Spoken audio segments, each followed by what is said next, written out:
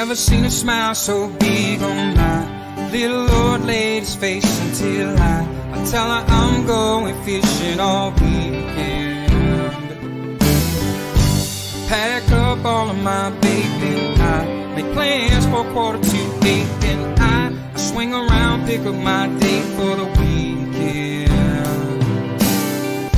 Some reason she seems to please when I'm leaving. There's something I'm missing when I'm gone fishing. When I'm gone fishing. When I'm gone fishing.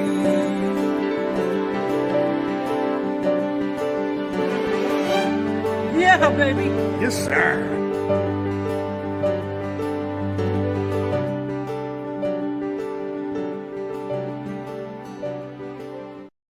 Awesome to see everybody here on a Monday. Leafs are playing. We might be doing you a favor by taking you away from it. I don't know. You can look at it as such, but sorry we're a little bit late. We had a lot of fun behind the scenes as we always do. Some great discussion that one day might make it to the airwaves, or perhaps not. Irregardless, the three gents that I'm proud to have up next. We got Big Jim that's going to be coming up, as well as Lawrence and Jason Barnucz, as always, every Monday. But firstly, let's say hello to those who come each and every Monday and support us, join in with all kinds of great comments. And in your regard, Luke, some great content and some great stuff that was sent to me this weekend. Didn't get to all of it, Luke. I love that video. We're going to be sharing that for sure. So nice to see you. Tony, always a pleasure to see you, my friend. Lloyd, thanks again for all of your sharing. As always, Jim Fowler, I'm sure you're out doing Lord knows what on the water right now. We're all living vicariously through you, Jim, as we always do. So thanks so much for that. Adrian, how you doing, my friend? Always a pleasure. Eve's been getting around. And Bob Bissonette, I got to thank the folks out in Cornwall, our CFNers out there. They got together for an impromptu meet and greet.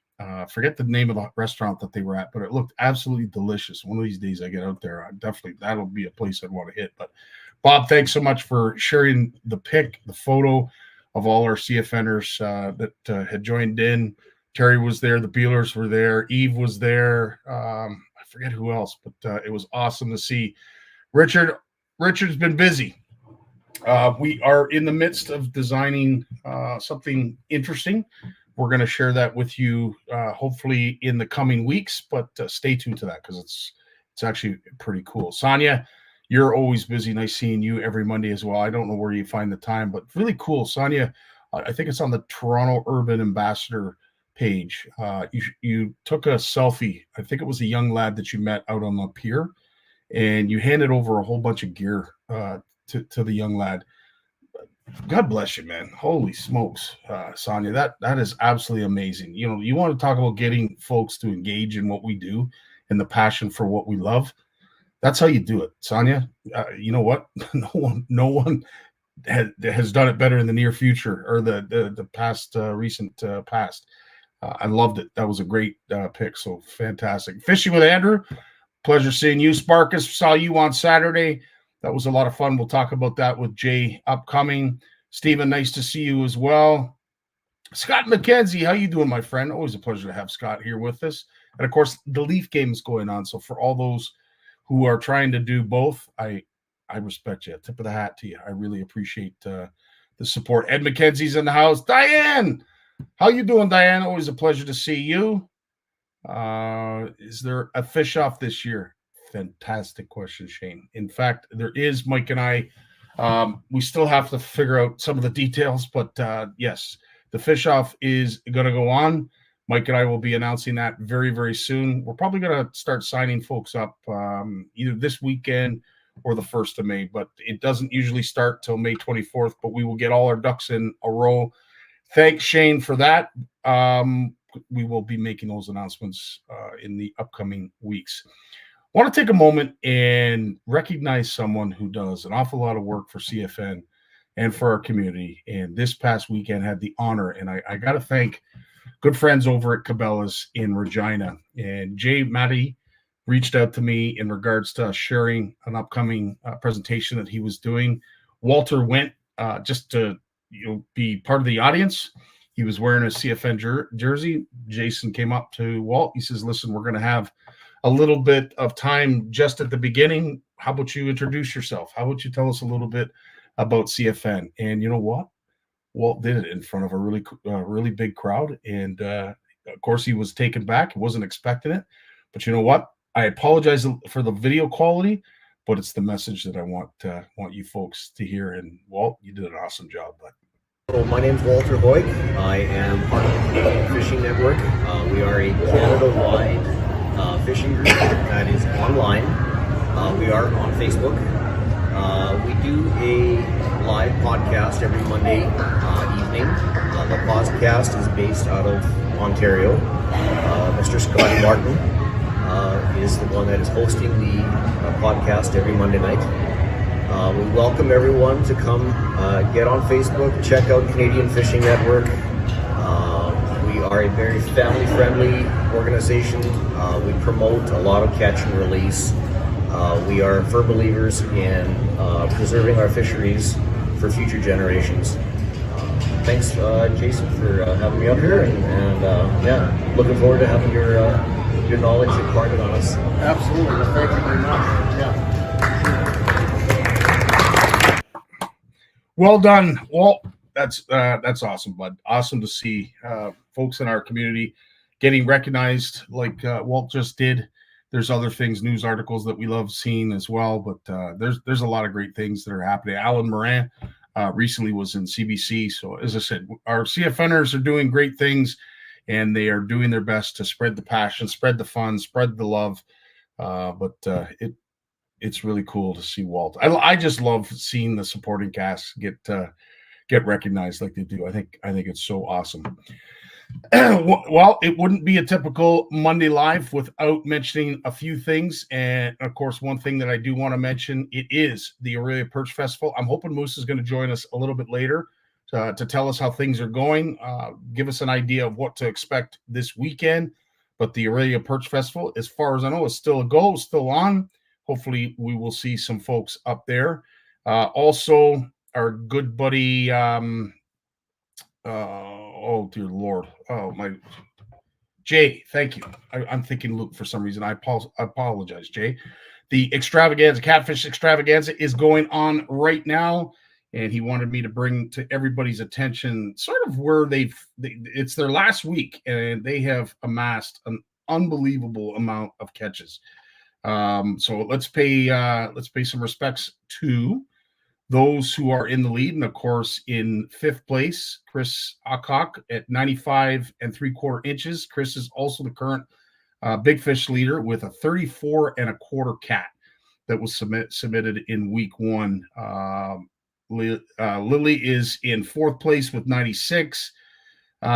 Dan Ballantyne and Annie Askew is 96 3/4 inches. Basically, we are half an inch shy with Luke at 99 and a half inches. So they catch a big fish in this remaining week, and it will tell the tale. It's basically anybody's tournament based on what I'm seeing. And I can't believe this has already ran for a month. This is incredible, Jay. Jay's going to be on our show next week to talk a little bit about courtesy etiquette and how you should conduct yourself as a rear boat angler. So if you're in those pro-ams, you get asked on the boat of a pro. 99.9% of the time, the pros are always going to be up front. So your position is in the back. And Jay's going to help us with some of the things that we should know, some of the ways we should be acting and what have you. He's going to be with Jay. So that I'm looking forward to that. This week, we are going to be announcing all the videos are primed and ready to go. We have a raffle that we are going to be putting some money together for some upcoming next-gen events. Of course, the one in Georgina and the one in Lindsay typically is the two that I'm speaking of which we're going to have a raffle. We got some really cool prizes, so stay tuned to that. We're going to be featuring that. And as Shane just mentioned, of course, the CFN Fish Off, we are going to be making some announcements upcoming in regards to when where, what you need to know, where you need to sign up, where you need to go, this, that, and everything else. So stay tuned to that. That's also going to be happening. And I am absolutely beside myself. I got a message from Warren today, and we're booked. Horwood Lake Lodge is fully booked. There is not a single spot available. So I want to thank everybody who's signed up already. It is a huge weight off our shoulders to try and make sure that we pack this event. We've managed to do it one time before. This is the first time we've managed to pack it with Warren and Doris. So really, really excited about that. And you know what? I'll tell you, if it's anything like the years past, we're going to have a great time. It's going to be awesome. So again, for all those who are coming to Horwood Lake Lodge, I look forward to seeing you there. And of course, Warren and Doris are all ready for us as well. For those who are not, there's still the rest of the year to book. So if you are interested in going to Horwood, here's a 30-second promo that'll hopefully make you do so.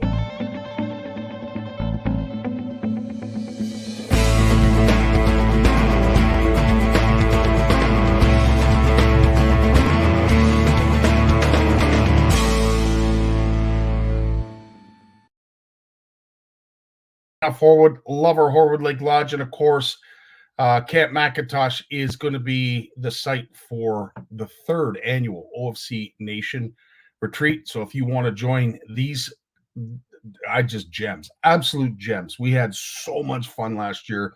It wasn't funny. There's all the information you need.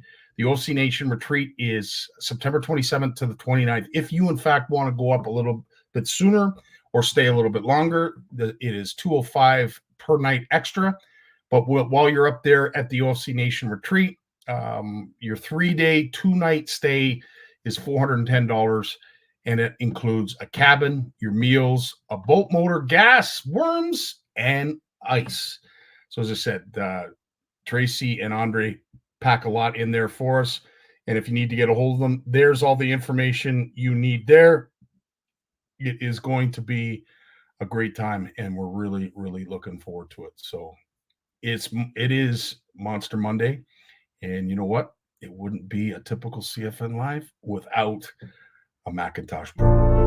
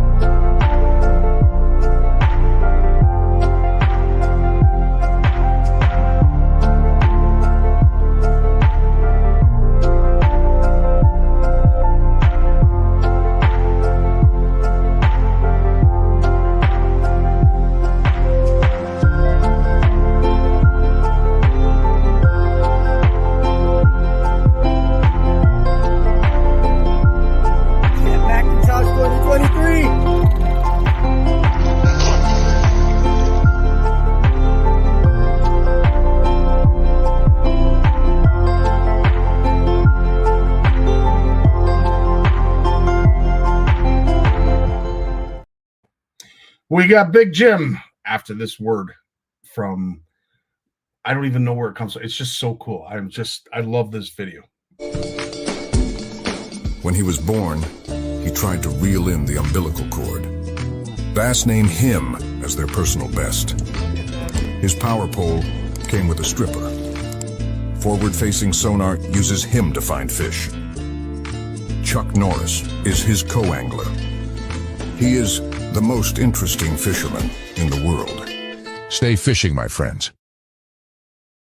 From Maxim Tire, I'd like to bring out Troy Klein, Steve Cunningham, and Lester Crook to do the handoff and make this official. A lifelong dream comes true. The Maxim Tire Bassmaster Elite belongs to Corey Johnston. Corey Johnston crushes the competition and becomes a Bassmaster Elite Series champion. Now, Jim, how cool was that this weekend? So cool, and it was kind of neat that it ended up that he wouldn't even have had to fish the last day. Yeah. he ended up getting that far ahead, you know? Yeah. That's Florida.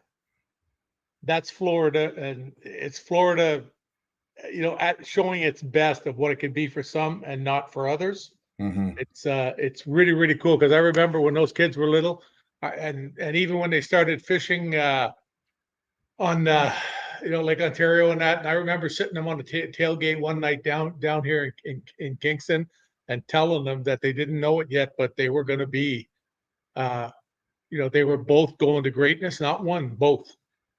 And you can tell a lot of kids you can do whatever you want to do, but to sit two on a tailgate and realize what they've got after you watched them, they just have the ability. It's almost like, it's incredible. And like Corey said, when he got up there, it was like fishing, in Peterborough.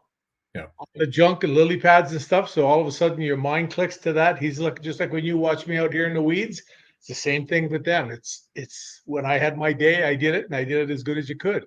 And it was just, once something gets in you like that, you're like laser focused on it, eh? But man, to see those kids, I remember them when they used to run around even before they were old enough to fish, and they were a couple of little peckerheads. Yeah.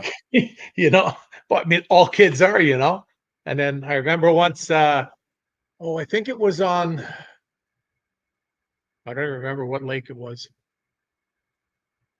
Yeah, I don't even remember what lake it was when he, either Corey or Chris fished with Lynn, their dad, who was a really good angler. Mm-hmm. And he fished with him in a tournament and they won it. And I remember Lynn talking about how, the kid caught most of the fish. Yeah. It's like 14, 15 years old. And it was in them right from the very start. Because see, I didn't really get into fishing that way until I was like in my 20s, late 20s. Because it wasn't there. Right. It wasn't there. You went out, and if you caught, you fished with a rock and a string and a hook, and if you caught a fish, you caught a fish. You know what I mean? It was literally like that. It changed so much, just like that, eh? But they. One other thing too, Jim, before we get to the rest of what Corey managed to do this past weekend, and on behalf of all of CFN and Canadian anglers at large, congratulations, Corey, fantastic work. Yet another Canadian doing us proud in the backyards of our friends to the south. But I have to take a moment. This was the 500th event for Rick Clunn. I don't know how old this gentleman is, but the fact that he is able to compete at this level, I think he's 80. That it just amazed. It absolutely amazed me, Jim. And I'll tell you, I'm glad you told me he was 80. He doesn't necessarily look 80. He still fishes like he's, I'm in my 50s, and he doesn't look like he missed a beat. But just a gem of a gentleman, definitely one of the pioneers of this sport. And he talked about it, like we used to have to weigh our fish in the parking lot to have these, events like they have now where you're weighing on a stage and whatever. Like, I'm going to ask a friend. How old is fishing? No, wait, hang on. Instead of asking. Oh, Steven says Rick is 77. Oh, is he 77? Okay. 77. I was gonna ask whatever her name is here, Siri or Alexa. Yeah. Don't get it wrong. Have you seen those memes that have been coming on Facebook? I'd rather have it be Hannah. Oh, so anyway, as I said, all these videos, I want to thank Facts for Fishing, Corey Johnson Outdoors, of course, Bass Nation and Bassmaster for making these possible and available to us. But they did during the tournament. They went back and they looked at some of Rick's accomplishments. So let's have a look. Again, one of the greatest careers, wow, not just in bass fishing, any sports career. It's 50 years as a pro. Not just on the edges, not just a senior member or a honorary title. He's working. He's been out there for 500 tournaments. Think of what his career earnings would be if he had had that career starting in, say, 1995. Absolutely. Incredible. 4 classic wins. Holds the record, co-holder of the record. That very important stat right there. Got himself an Angler of the Year as well. I think we did the math. If you added up You have 16 BASS wins, 123 top 10s. If you added up his Bassmaster Classics and what they netted him back then versus what it would have been now on the current 300,000 per, add about $1.1 million to his career total. Yeah, half of those classics were won when they were still weighing in the parking. That's so cool. They're weighing them in the parking lot. Yeah, very back in the beginning. Yeah. Yeah, it was pretty cool. But, yeah, he's a wonderful guy. I've talked with him on a few occasions. Spent a few minutes with him, just a few minutes. But he's the guy who inspired me to fish crankbaits. Is that right? Wow. Oh yeah, there's no ifs, ands, ors, or buts about it. Interesting.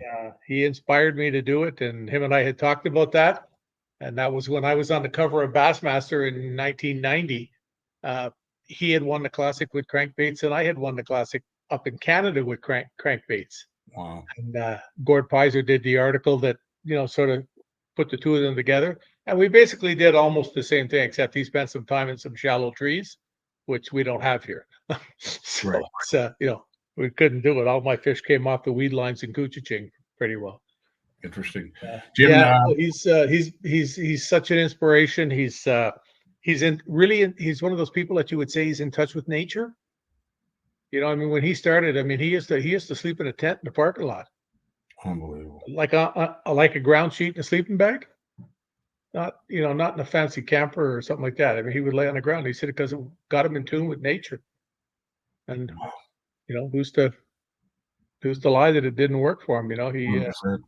Now, Jim, do you think he'll continue again next year, or is this his farewell tour? I think he wanted to get the 500. Yeah. I think that I don't know if anything was, hopefully his health stays intact. Yeah. But I'm sort of thinking after this year. But I don't know him. I don't know how strong his drive still is. I know when you watch him out there, boy, he doesn't miss too many beats. He spends a lot of time sitting in the boat now, which he has to just because of his age. Yeah. But there's a lot of guys do that out there for whatever reason now. And I don't care what anybody says. You're not the angler you are sitting in a seat. True enough. I couldn't agree more. I notice it in myself when I fish. You just miss a lot of stuff now that I have to lean on that pro pole at the front. Yeah. And not up on my balls of my feet. I was lucky because of being so tall. I saw a lot of stuff out of the front of the boat that other people didn't. Even just when I fished with Rocky, because he was much shorter than me. Rocky's about 5'7", I guess. So, I point to stuff and he'd look and say where, and he'd go, oh, there. He wouldn't see it because I was seeing the angle, looking down in the weeds. He had to get closer to see it. Yeah. So it's there's a lot to it, but they're wonderful, and it's really cool now that all three of the Canadian boys that have been at it for a while have won a tournament now. Gussie trumped it all with the Classic. Yeah. He just had a terrible run in Florida. Yeah. Terrible.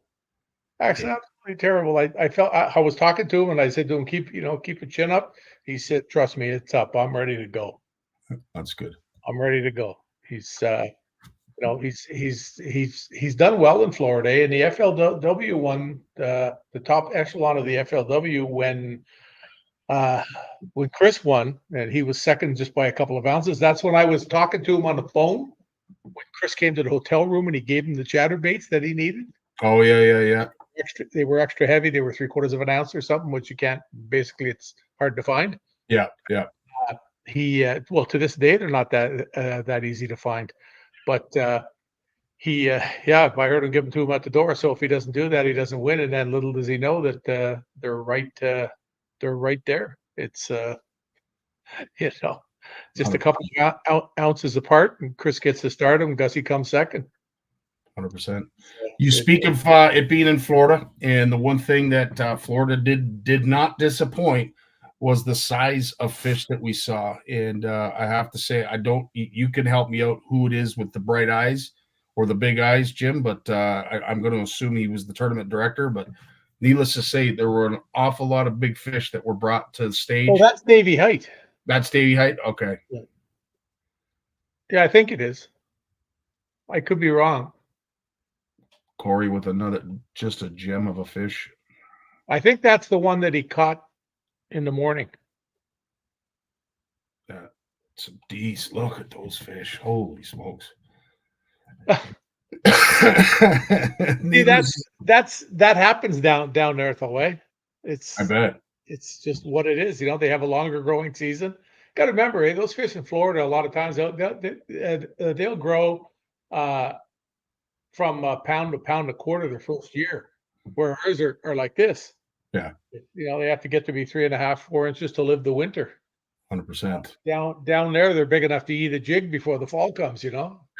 And they don't have to worry about dying in the winter because they don't get the really cold ice and lack of food. 100%.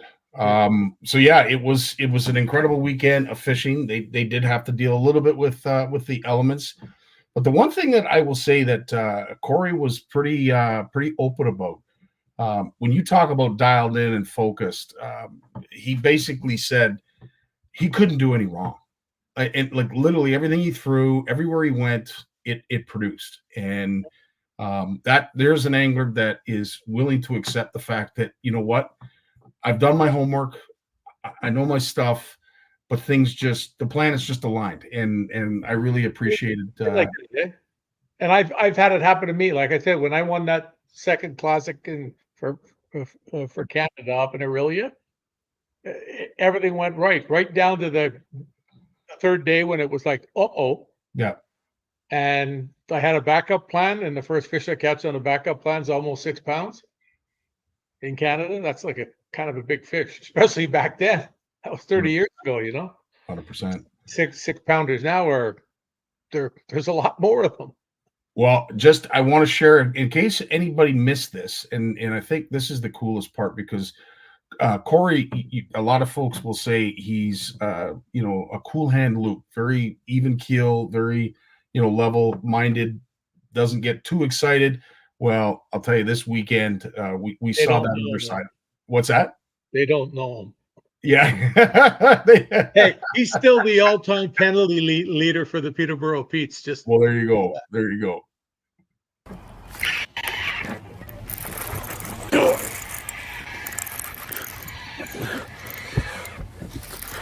Oh my God.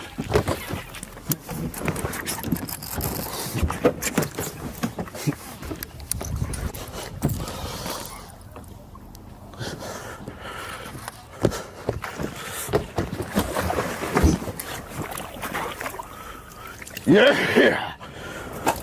Whew. Look at the size of that frickin' bass. Are you kidding me right now? Frickin' unbelievable.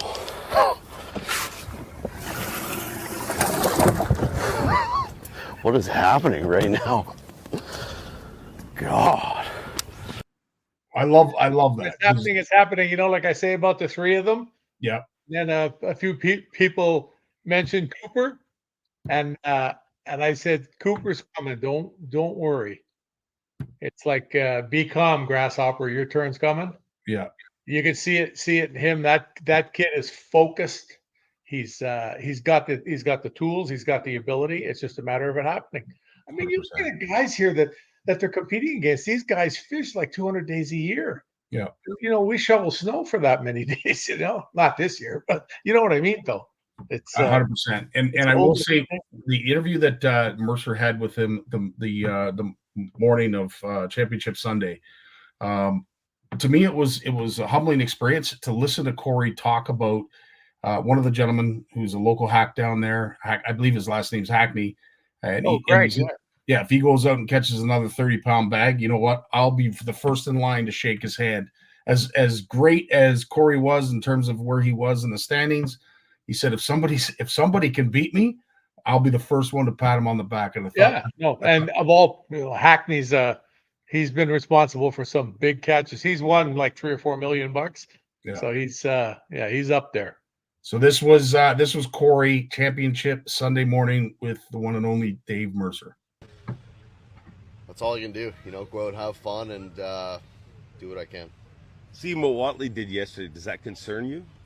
I mean, sure it does. There's giants rolling around this river. Anyone can go out and catch, a 35-pound bag. So it's always in the back of your mind. But if he goes out and catches another 31-pound bag, I'll be the first to walk up and shake the guy's hand. It's a humbling sport, and you just go out, do what you can. Hopefully you make the right decisions, and when you get those opportunities, you got to capitalize. Oh, I Goodness, think, I put him I myself. think he was talking about the guy that came second, not Greg Hackney. Okay. Because Greg Hackney, the guy that came second on the third day got 30 pounds, 31 or 32 or something, Unreal. which is 5-6 pound average, eh? Yeah. It was So so funny after- when he caught the big fish on Sunday morning. They posted it at 6'8" first, and then about a minute later it went up at 7'10". Eh? Sparkus is here. Thanks, Sparkus. Brad Watley is who he was talking about, and this is what Jim's talking about. Right after this interview, he's out on the water and catches this.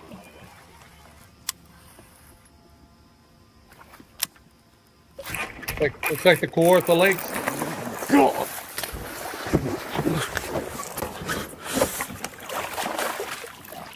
Yeah! You freaking kidding me? Freaking 7-pounder. Freaking threw it in there and the pads just go whoosh. I thought it was like a 2-pounder. Look at that baby. Unbelievable. Little fist bump coming up. Yeah, I love the fist bump. Yes. And the relationship they have with these gentlemen that are the cameramen, whatever Well, you they want know to call them. They're buddies. Yeah, you can tell they're buddies. You can 100% tell they're buddies, and I think that is so awesome. But to your point, Jim, did he even really need that fish in order to win it? No, he didn't. No, well, he won $1,000 for it because it was a big fish in the day. Big fish. There you go. Yeah. So that when they interviewed him and he said about winning, he said there wouldn't be enough beer in Florida if he did. That'd be the $1,000.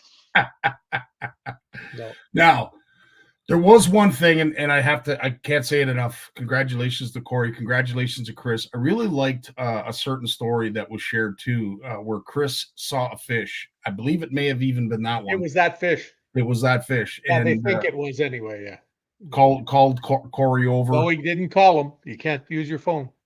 Oh, I thought he made mention that there was a fish, or he pointed or something. Yeah, there was something there that went on with a fish, but you can only use your phone for an emergency. There you go. So he made notion. He probably told him the night before. Well, okay, there you go. So that's how it was. But I think that was really cool to see the brothers helping brothers, and Chris, he knew what Corey was about to embark on, and I just think it's awesome. The whole thing is just absolutely awesome. But this, Jim, is something that I wanted to share. It's sort of a little bit offbeat from the tournament, and I don't want to take anything away from Corey winning. Congratulations again, Corey. But I'm going to tell you, this young lad, I want all adult anglers, young anglers, I want everybody to listen to this, because this young lad, I'm telling you, owned what he did. Owned it, and I have all the respect in the world for this young Trey. Have a listen. I did. I ran a kind of like this no wake area that I was unclear of. I read the briefing, but it was more or less a skim. I was looking at it, I was listening to it driving, not focusing like I should have been, and it didn't click with me. There's a railroad bridge here at Palatka, and it's pretty low, and it felt weird when I ran underneath it. I was like, something didn't feel right there, and I was kind of thinking about it all day, and when I got back, I found out it was no wake. So we suffered a penalty today. We got an hour and a half to wait before we get to go fishing. We got an hour and a half run, so maybe we'll have two hours, something like that, to catch them today. But it could be enough. We don't know yet. That's unknown. But we're gonna go out there, and we're still gonna go. We still got to go down there and risk it. But it's just that's where the size, that's where I got the most fish and the best bites. So we're gonna see what happens, see what's going on. Best advice: read, follow, and see what goes on.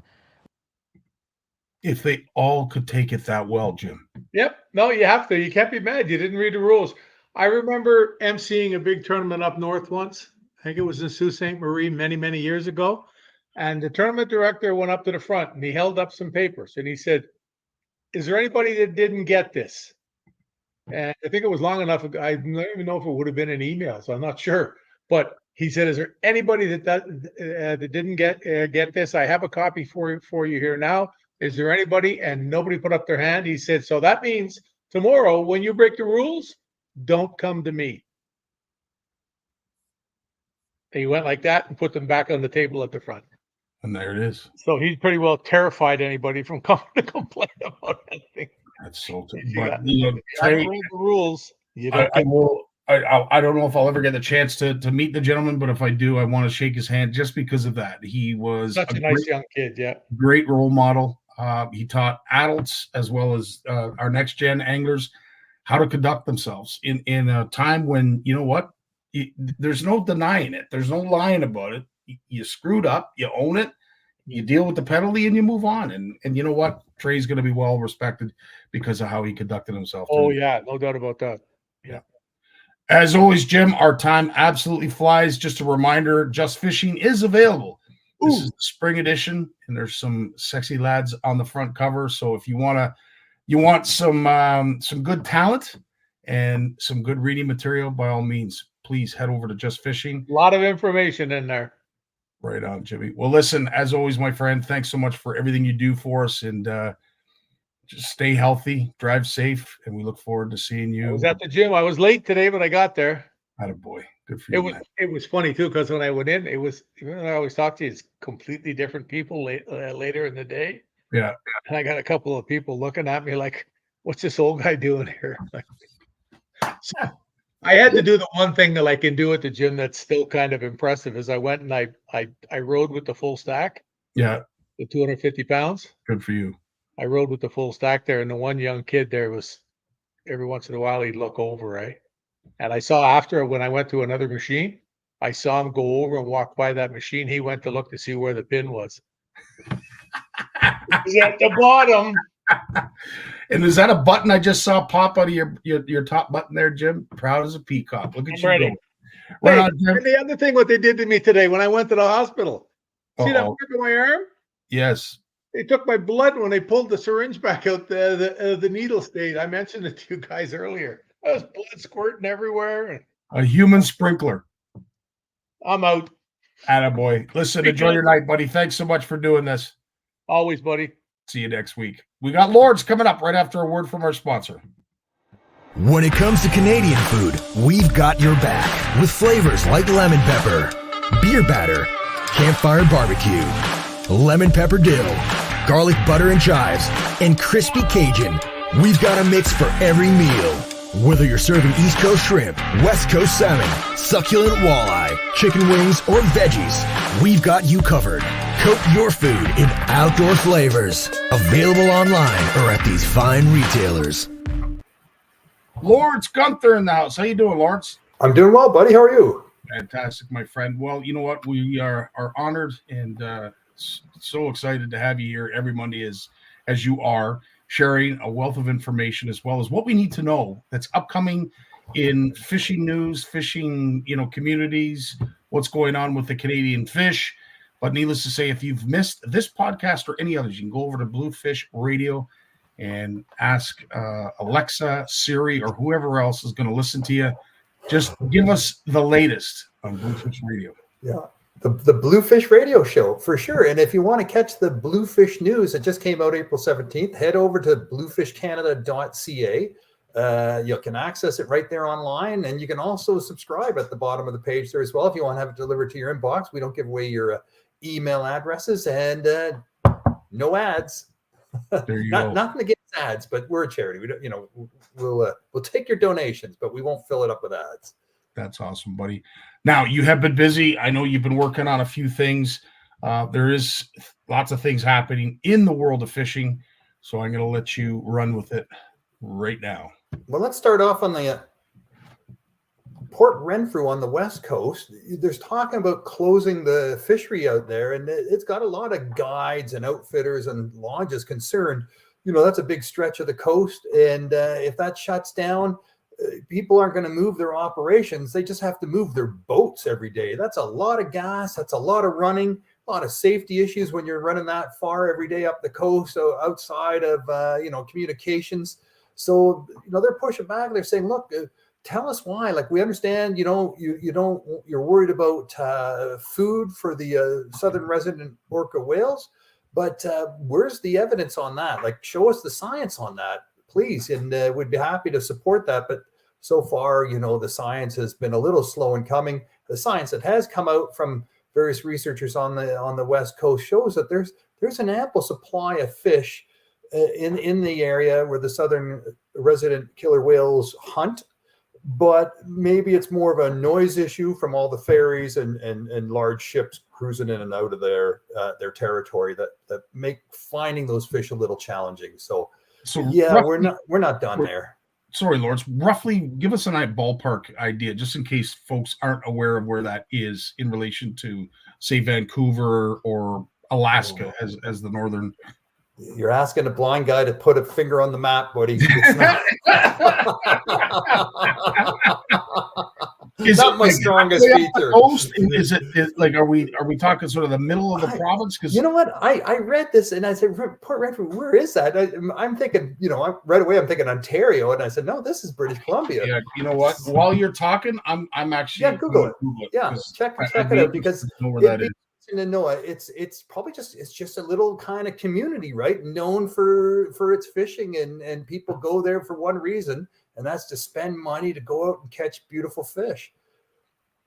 So it's it's the same argument we've been having for a while now, and how to save these southern resident killer whales, and how to make sure they have enough food, how to make sure the noise level is low enough, and how to make sure they they're not contaminated or hit by ships and things like that, or pestered by whale watching boats and get in the way of their feeding. There's a whole list of issues that are making their life difficult for those few pods down there. Well, this is it is disturbing because it's very close to Victoria. It is the southern side of Vancouver Island. Yeah. Right in the basically right in that sound between the U.S. and Canada. Nia Bay is very close. It's right on the point there, but wow. That's their territory for sure. The Salish Sea and all that stuff, right? That's their area. You go to the north end of the island, and you're getting into the northern resident killer whales, and their numbers are growing steadily every year. They don't seem to have any trouble, but less shipping up there, right? Just less boat noise up there. So they have it's more peaceful for them. They can hunt more efficiently, and their numbers are showing that. So I'm just showing the map so people know exactly where Port Renfrew is. It's just south of Vancouver. It's on Vancouver Island, very, very close to Victoria.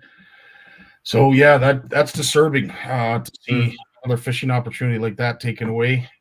And the thing is, it's always drastic, right? It's never a cutback or let's reduce the take. It's always one way or the other. There's no in between. Well, I mean, and look, the Pacific Salmon Alliance, they've been talking about Pacific Anglers Alliance. They've been talking about setting up mobile zones. If you see the killer whales, they'll move out. They'll give them space, and they've got the technology to do that. To stay out of their way.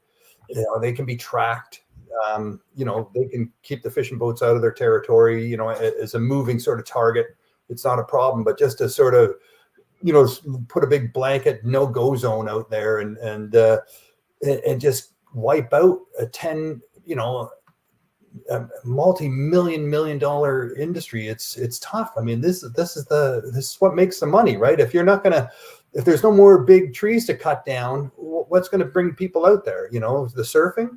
It's there's a bit of that, but it's the fishing. That's the big tourist attraction, and you lose that, you're going to gut a lot of those communities.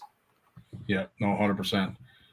But yeah, hopefully, because if we were to somehow view this in a metaphorical means and say that the west coast of BC is like a dam, and everywhere they're starting to have problems with the fishery, or they're closing it down, is another leak in the dam. And to me, that dam's leaking badly out that way.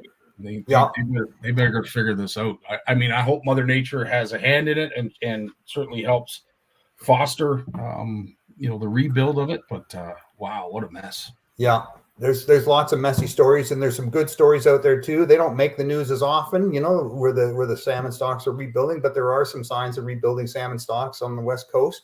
Not enough. Here's some more news. This is on the Yukon River. You know, that flows into the Arctic Ocean up there through Alaska. So the Canadian government and the Alaskan government have decided that, you know, there's just, you know, instead of going season by season, they're saying a 7-year moratorium on fishing in the Yukon River for Chinook salmon. A 7-year moratorium.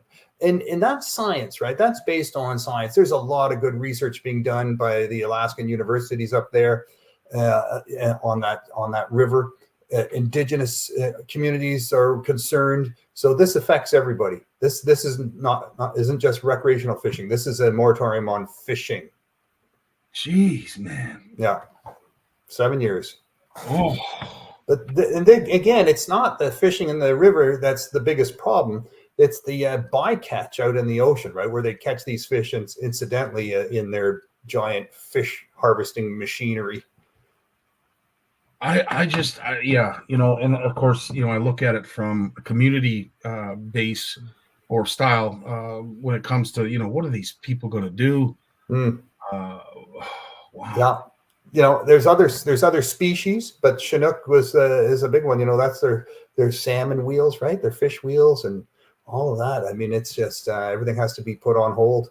Listen, I know I've said this a million times before, but who would have thought, Lawrence, that we would be sitting here talking about the plight of the BC salmon fishery? Like, I would never in a million years would have imagined that we would be sitting here talking about it being an endangered thing, or there's need for protection, or there's need for moratoriums. Like this, I would never thought we would have been down this path. Yeah. And you know, when you see the commercial fishing that takes place, the amount of fishing pressure on those fish that happens every season, and when all those salmon are up there in the Arctic, you know, in between Siberia and Alaska, you know, in the ocean there, and they're all being predated on by commercial fishing boats from all over the world. It's you know, and these are fish that belong to Canada, a lot of them, and Alaska. But once they're out there in the ocean, it's a free for all. That's a big problem for sure. Alaska, you know, intercepting the Alaska fishery itself, intercepting a lot of Canadian salmon. You know, we've got a lot of our commercial fishing boats taking a holiday year after year, and the Alaskan fishing boats are still hard at it, and they're catching Canadian salmon, you know, that are on their way back south. And so there's some huge issues, you know, that need to be straightened out in terms of who gets what fish, and more talks have to take place for sure. There has to be some solutions. Wow. All right. Well, let's have we got any positive news? So here's an interesting article from Robert Pye. He's the new head of Watersheds Canada, and he wrote an article in Outdoor Canada magazine about boating and sharing waterways. It's a good article. You should read that.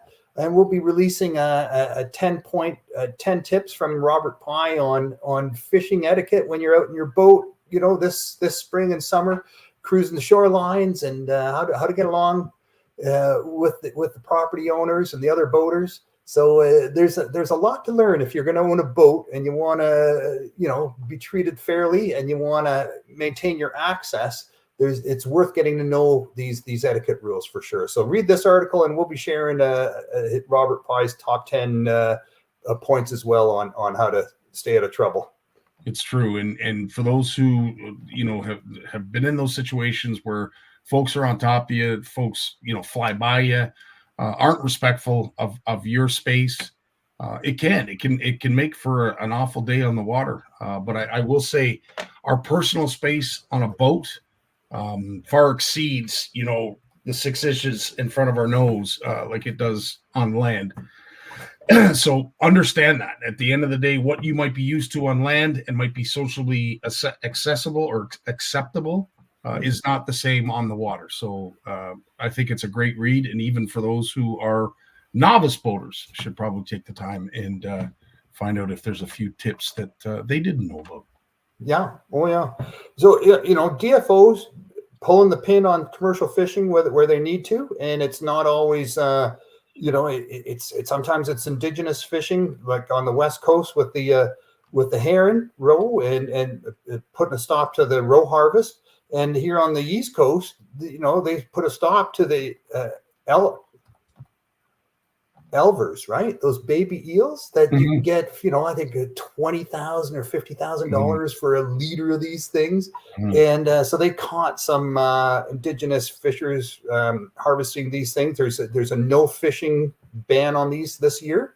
And there's been some knife play, some gun battles on the East Coast. And but DFO's out there patrolling, and you know they're putting down the it's just zero tolerance, absolutely zero tolerance, because you know, face it, the eel population in the Great Lakes is really plummeting, and if you harvest all the baby eels before they have a chance to swim up the St. Lawrence River, that's not helping, right? So you know, you got to put, it's money, it's worth more than gold almost. But you have to think about the bigger picture, and they're enforcing that. And Lawrence, you know, and this isn't a comparison nor is it a competition, but you know, I have to say our anglers on our East Coast are definitely more engaged from a lobbyist standpoint. When things don't go their way, whether it's right or wrong, they take to the streets. They protest, and we see it front and center. I don't like to see the damage and violence, but again, I can't speak to that, any of that, because it's passion. It's their livelihoods. And I think when you start messing with anybody's livelihood, you know, all bets are off. But on the West Coast, you know, you don't see it, at least in the news, as much, the unhappiness with the state of the fishery, the state of the laws, what they're allowed to do, what they're not allowed to do. So as I said, it'll be interesting to see how much longer BC stays quiet in comparison to what's going on out east. Yeah. It's scary to think, though, that there's like knives and guns involved in fish or eels or anything for that matter. Oh yeah. Well, there's a lot of people that have, you know, think they have the rights to fish no matter what the scientists say and the rule makers say, and it's come down to a bit of a pitched battle, and then so it's, you know, hopefully no one gets hurt. No, I hope not either. And Corey is mentioning that they do take to the streets when things aren't right. So thanks for that, Corey. Appreciate that. What's up next? 865 million salmon died in fish pens over the last 10 years as part of the aquaculture fin fish industry. So the scientists put these numbers together and said 865 million fish died needlessly in these pens just because of bad living conditions. So these are the fish we buy cheap at the grocery store. You know, you see those Atlantic salmon and you think, oh my God, that's a good deal. You know, it's half the price, a third of the price of the wild ones. And you think, you know, I can feed my family with that fish, and that's, you know, good price. But the living conditions that these fish are facing in these pens, you know, with the lice and the disease and the viruses and, you know, the lack of oxygen and on and on and on, 865 million of them died in those pens in the last 10 years, just from the living conditions. That's a lot of dead fish. It is a lot of dead fish. It's disturbing. And you know, I have to say, I have to admit, I got it wrong. I didn't realize that we were farming tuna. So I've been spending a lot of time, to your credit, Lawrence, reading up on how we're farming tuna. And to me, it's mind-boggling what we're able to do when it comes to just farming tuna, never mind salmon or anything else. But wild fish, farming wild fish. We grab them out of the wild, we herd them in the corrals, and we fatten them up, right? And these are wild fish. Yeah, it's what we do. And I will say, based on what I saw with the tuna, I don't want to say that it's a little bit less forgiving because of the value of the fish. So they're not having to, you know, overcrowd them in these nets. They're a little bit more spread out. Their diet is geared towards, you know, a grow out type setup. So it is, in my eyes, even though it looks the same, it's very different how salmon and tuna are farmed. And I think the tuna is sustainable to a certain degree if done properly, and how they catch them in the wild. I think that is sustainable. I don't know. You're not having large numbers of them die, right? Because they're too valuable. So they're giving them the space. They're giving them the space so they can, you know, spread out, and they're not living in their own filth and such. 100%. That's exactly what I was going to say. That part of it, I would have to say the tuna commercial anglers and those who are raising them got that right. So there's a company in Spain that wants to start growing out octopi, I guess. I think it is octopi, but interesting. Yeah. So there's a lot of blowback on that from the scientific community. It says, octopi are just way too smart to be put into captivity and raised like that for commercial use, for commercial harvesting. So, and there's no doubt these octopi are smart, man. It's just absolutely astonishing. Their ability to figure things out and problem solve. Are they smart because they're good at problem solving? But they're so good at it. They're so good at it. There has to be intelligence in there. It's not just dumb luck. You know what I mean? No, I have to agree. And most times when octopi get caught, it's because of their curiosity, not because they're like a squid. Like a squid is a very intelligent animal, which I didn't realize either.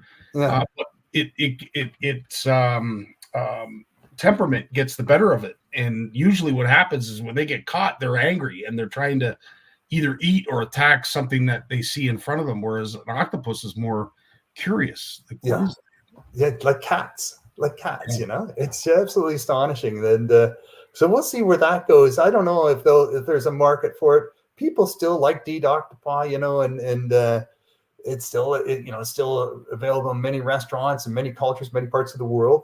They're harvested by hand quite often, and but if they're going to start growing them in pens and such, wow, we'll see we'll see how that goes. We'll see what the public I see thinks a lot about of that. trial and error there. Yeah. It's one thing to actually grow them out, and it's another thing whether people will actually buy them. 100%. So robotic fish are going to be the newest thing in terms of marine research. They already have these torpedoes that have automated fins, and they ride the currents, and you can plop them in the ocean off the coast of North America, and they'll cross the Atlantic Ocean and pop up in France, with no real propellant, no motors. It's just they ride the currents, the heat waves and the Gulf streams and all of that, and up and down, and they pop up, they go down. It's absolutely astonishing. So now they're talking about robotic fish, and that's going to be even more interesting because, can you imagine, you're sitting there at your console and you're peeping out of these eyes of these electronic robotic fish, and they're just swimming along with a school of tuna or cod or something like that. You're just dressed up as one of them. And it's all robotic. These are the drone fish of the future. It's going to be pretty interesting. And we're doing this for the sake of science, I'm assuming. Yeah, it's all for the science. Yeah, because you think about the shape of the fish, right? It's if you have neutral buoyancy, it doesn't matter how big you make them. The only thing you have to worry about is moving forward, parting the water as you move forward. That's why fish are shaped like that, right? They can be as big as you can make them, but they just have to move forward. It's not about lifting their own weight with their fins. When you're neutral buoyant, you can have, it's not about the weight. It's about just resistance, and you're moving forward. That's interesting. Well, I don't know necessarily how they're going to be able to stay with the school. So it'll be interesting if they lose their way and they're swimming by themselves. You get a shark or some kind of predator takes them down and eats the robotic fish. A friend of mine, he's involved with that research with those tubes, those torpedo sensors that they release into the Atlantic Ocean, and every so often they get one back, and it's got a giant dent in it from where it's been chomped on by a great white shark. Yeah. Literally, they crush the sides of these things with their jaws. Don't go swimming in the ocean, people.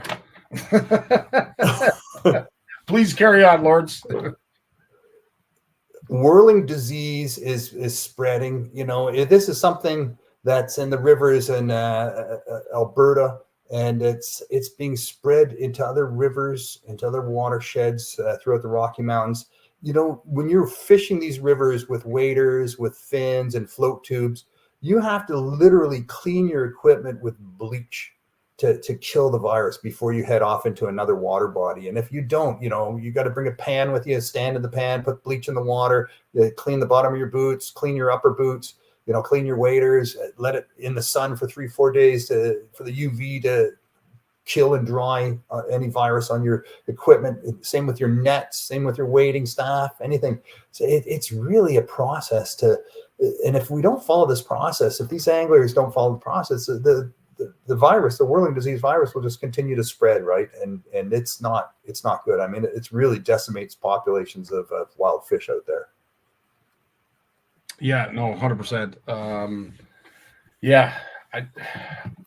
That's a loaded, lots to unpack there. Yeah. So awareness, right? It's about awareness. At this stage, that's all we could do. Like, what else can we really do? No, that's it. And you want to fish, you got to make sure you're doing it the right way. And that's with everything we do, right? We've got to make sure we're doing it the right way. We know that now, even with invasive species, with our boats, with our minnow buckets, we have to be so careful.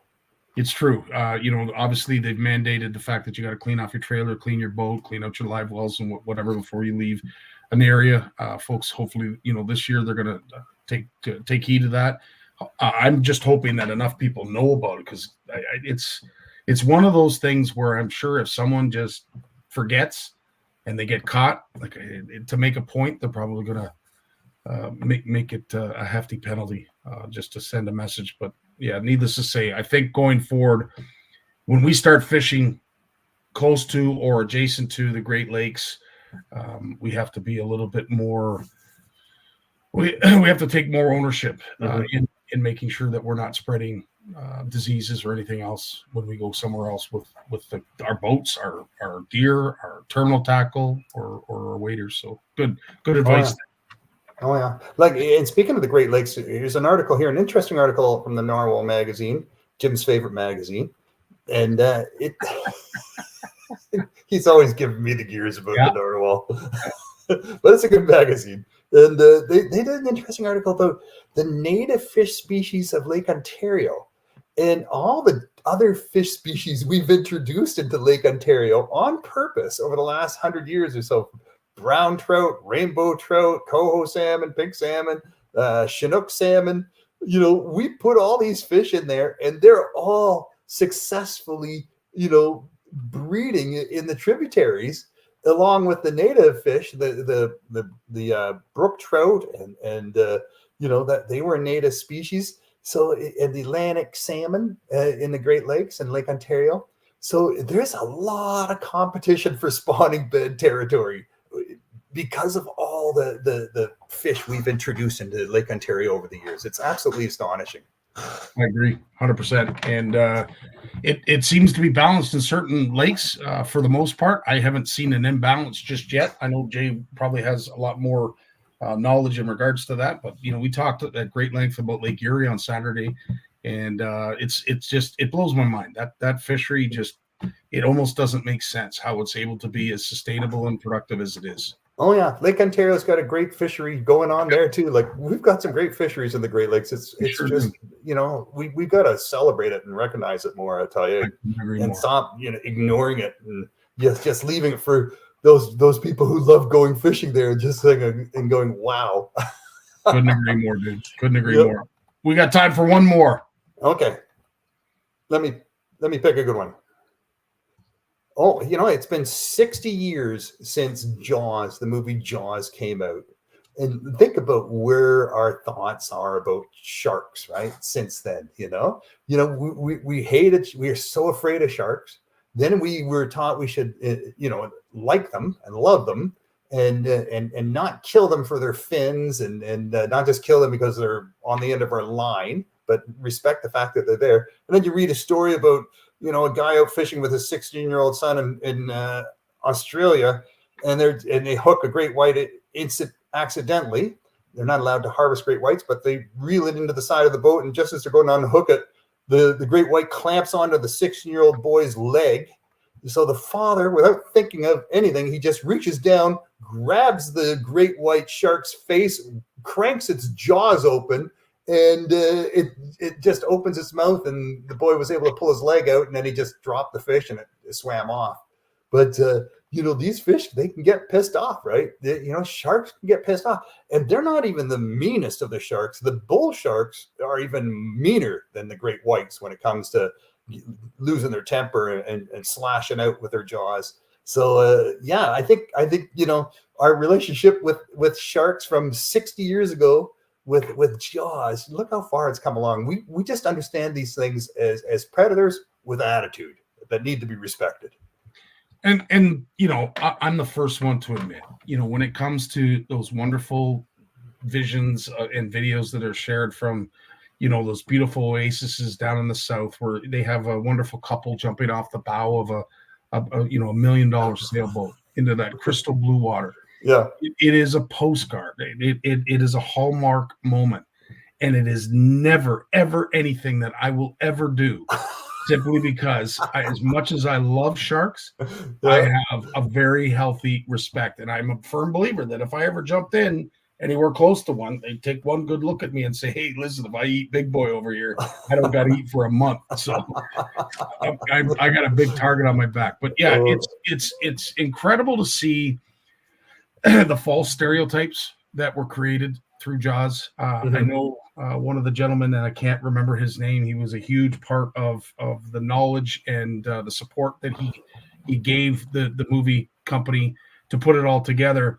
And he will admit that, what came out of it was upsetting to him because, sharks were being viewed differently than they needed to be. But unfortunately, that's what Hollywood does, right? That's what the media does. Well, that's it. Yeah. Bull sharks, Jay. Yeah, bull sharks are bad news. Doesn't matter what size they are. The amount of testosterone they have in them far exceeds any other shark. And you see it. You see these guys and gals test the limits, whether it's an alligator, they're rubbing its back, or a shark, they're petting it, flipping it upside down. I see there's a woman that that is on social media quite regularly about a tiger shark that she goes back to every year to see, and they've got this bond, they've got this relationship. Dude, at the end of the day, it's a wild animal. It doesn't know your name, it doesn't know your birth date, it's a wild animal. Every time you jump in the water with a wild animal, you're taking your life in your hands. Oh yeah. Especially these guys, they're at the top of the food chain. They have nothing to fear, right? 100%. Nothing to fear. So, 100%. They didn't grow up running and hiding. They grew up saying, get the hell out of my territory, I'm going to bite you. Exactly. Yeah. Well, Lawrence, as always, my friend, thanks so much. Our time flies. That half hour just goes it's fun. It's fun, man. Yeah. Thanks, buddy. Keep up the great work, my friend, and we look forward to more news next Monday, with Lawrence Gunther from Lawrence Gunther Outdoors. We wish you a great week, my friend. You too. Right on. We got Jay Barnucz coming up right after a word from his sponsor. The fear of failure is failure itself. The world of science rewards the ones who are willing to try and fail. Because without the courage to embrace failure, ideas remain ideas. But with that courage to fail and to learn, ideas can change the world. Jay Dog's in the house. Jay, how you doing, my friend? Good. What's happening? Not much. Why don't you tell everybody where we were at on Saturday and the significance of what we were doing? Yeah, so you and I, we ran into each other. We didn't expect to, but it's great to see you. Still not walking properly. What's that? You still have a limp. Oh, yeah. Well, you ran into one of That's right. Yeah, we were at Angling Outfitters. So Angling Outfitters is located just west of Woodstock on Highway 2. And yeah, I got a call from Pure Fishing that they were having their annual spring sale, which a lot of shops do this time of year, and went out there to give them a hand. And you know what's funny about that store is, man, if you just want to go in there and talk scuttlebutt with fishing people for a day, that is the place. The weather was terrible. It was actually snowing at one point. They had a barbecue going, and people just shooting the breeze, talking fishing the whole time. It It was great. And a lot of the people who came, I found, didn't even know the sale was happening. They were just out looking for something to do, because this time of year when the weather's like that, there's nowhere to fish. Well, nowhere to fish, but let's be honest. You want nice weather to go fishing this time of year. The warmth of spring really helps. You do better, and that wasn't happening. So there was a lot of folks, families, fathers and sons, fathers and daughters, husbands and wives. They were just out for a drive, and they stopped in and bought some fishing tackle, talked to you and me, and just shout out to Jocelyn, the owner, and Jay, the manager. And yeah, it was just a really good time. And I had the honor of meeting Trevor's better half, Kate, who showed me some incredible pictures. Yeah. Well yeah, done. look at yeah, you know how to pick them, bud. Good job. So you know what, Scotty? The first time we ever chatted, she sent me a picture of a 6-pound smallmouth, and I was like, "That's bigger than my personal best." So there you go. Just saying. And she's like, "Trevor, Scotty's here," and I was like, "What?" I was at a friend's house. It was his birthday, so I missed out, but I was kind of funny. That's right. It was awesome. Well, it was an honor to meet Kate, and I look forward to seeing what her season unfolds based on what I saw in her Rolodex of photos. That gal now knows how to hook a few big fish, so I might have to contact her about some information. And yeah, her dad, Chris, so as a dad, I did I remember it was actually the day of the Hamilton swap meet, and Trevor's like, "Can you drop me off at Kate's house on the way home?" Because they kind of live on the way to Delhi. So I said, "All right, I'll drop you off on the way." So I didn't expect to stay and talk, but her dad, I knew he was into fishing, Chris, and yeah, probably an hour and a half later, I left their house because I walked in and he offered me a beer, and we talked fishing for an hour and a half. So yeah, and Chris can talk fishing, that's for sure. He's a great dude. So yeah, great dude, and we wish him all the best. He's had an incredible operation that hopefully pans out for him, and he's able to get out on the water and have the comfort to enjoy it. But needless to say, he looked good for a gentleman that's had back surgery. Yeah, no, he's gone through some health issues recently, and we wish him all the best. And it's a process. Anyone who's had some health, he's got some back issues, and he's gone for a couple surgeries. And I can't imagine, he's a fanatic bass angler, and he fishes Erie all the time. And I can't imagine that's good for your back at all to be on Erie all the time like that. So yeah, I wish him luck, and hope he turns a corner because bass season starts. I'm not gonna say soon, but it's coming up fast. It's going to be here before you know. Like I just can't get over how time flies. It's absolutely incredible. What's your take on our good buddy Corey Johnson, who managed to win his first Elite Series win this past weekend? Well, I think I mentioned to you that we've been doing a bunch of renos and updates around the house this spring, and so I was busy on Sunday doing those things, but I had my phone in my pocket the entire day. If I couldn't watch it, I was listening to the event. And it's true, like, he didn't even have to go fishing. He could have slept in, taken the boat out, gone for a pleasure cruise up and down the St. Johns River, and came back. He had that much of a lead, but he still went out and crushed him. In fact, the biggest fish of the event, that 7-pounder, and you told that story about his brother, that 7-pounder was the biggest fish of the whole tournament, and he caught it on the last day, of which he didn't even have to fish because he blew it away. And for a guy like Corey, and a lot of folks don't know this, he has been close so many times to winning. He has had such a run of bad luck. I'll give you an example of the St. Lawrence River a few years ago. He had really bad pneumonia before the event. This is back around 2020, 2021. Really bad pneumonia. Was hospital ridden for a few days. Managed to drag himself to the tournament a couple weeks later. Was still suffering from it. Had to go on a borrowed boat.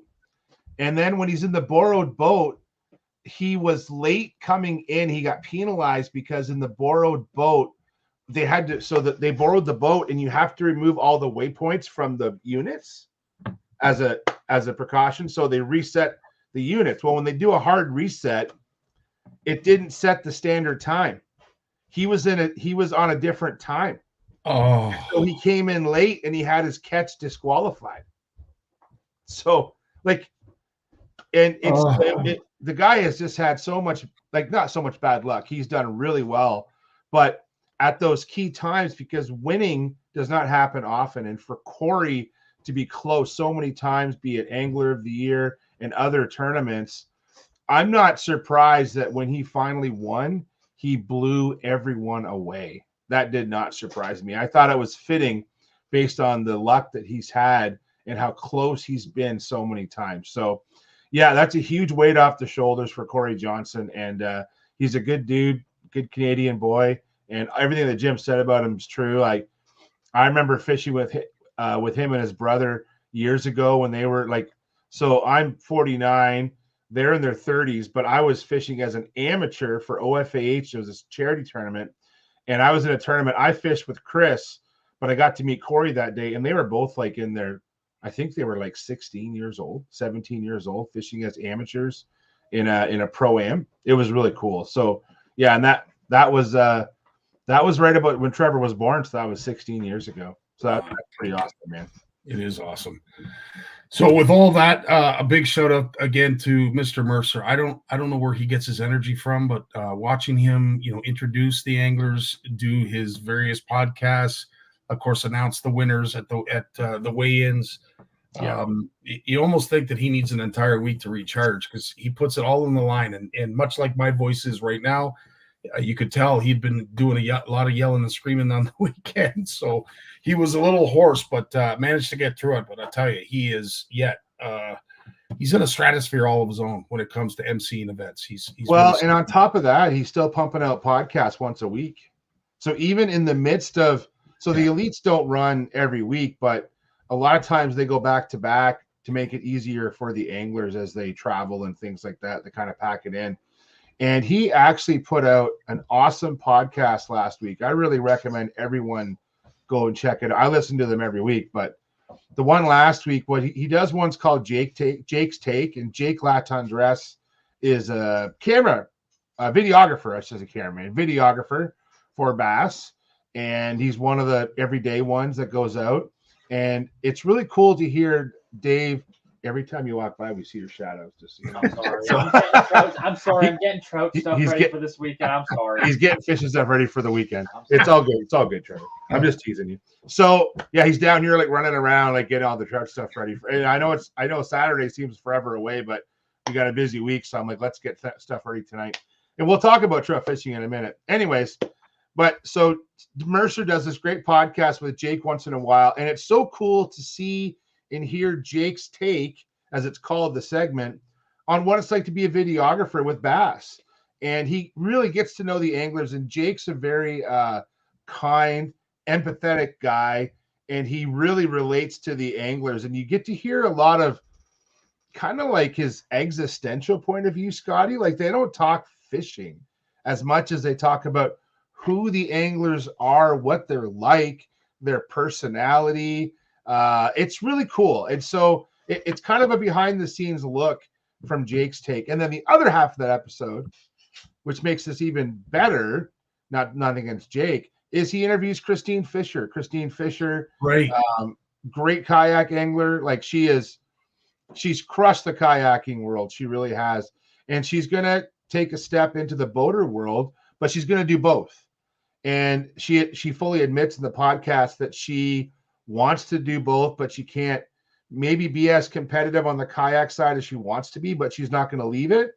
And so she's going to actually fish both opens next year probably, and do professional kayak angling too. So, and she talks about her life and the challenges she's had, the challenges that she's had as a woman angler in a male dominated industry.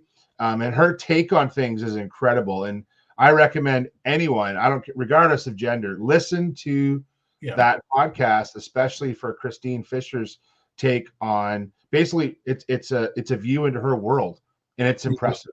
It is impressive, and Dave was kind enough to share a snippet of it on his Instagram page, and she's very well spoken. You could tell that she's done quite a few of those interviews. She's very confident in where she's at in the industry, where she is with herself. I was in that little minute segment. It was quite inspiring because I've never actually listened to her. See her videos, and she's like all of us anglers just happy to be out on the water and happy she's catching fish. But to hear her actually answer questions, that woman is very well spoken. And she is a genuine person. Like we had the pleasure of meeting her, ran into her a couple times while we were in Oklahoma, and she genuine. Like there's no way she's faking the way she is. Like she is a genuine person. I've always been a pretty good judge of character, and she's top of the heap.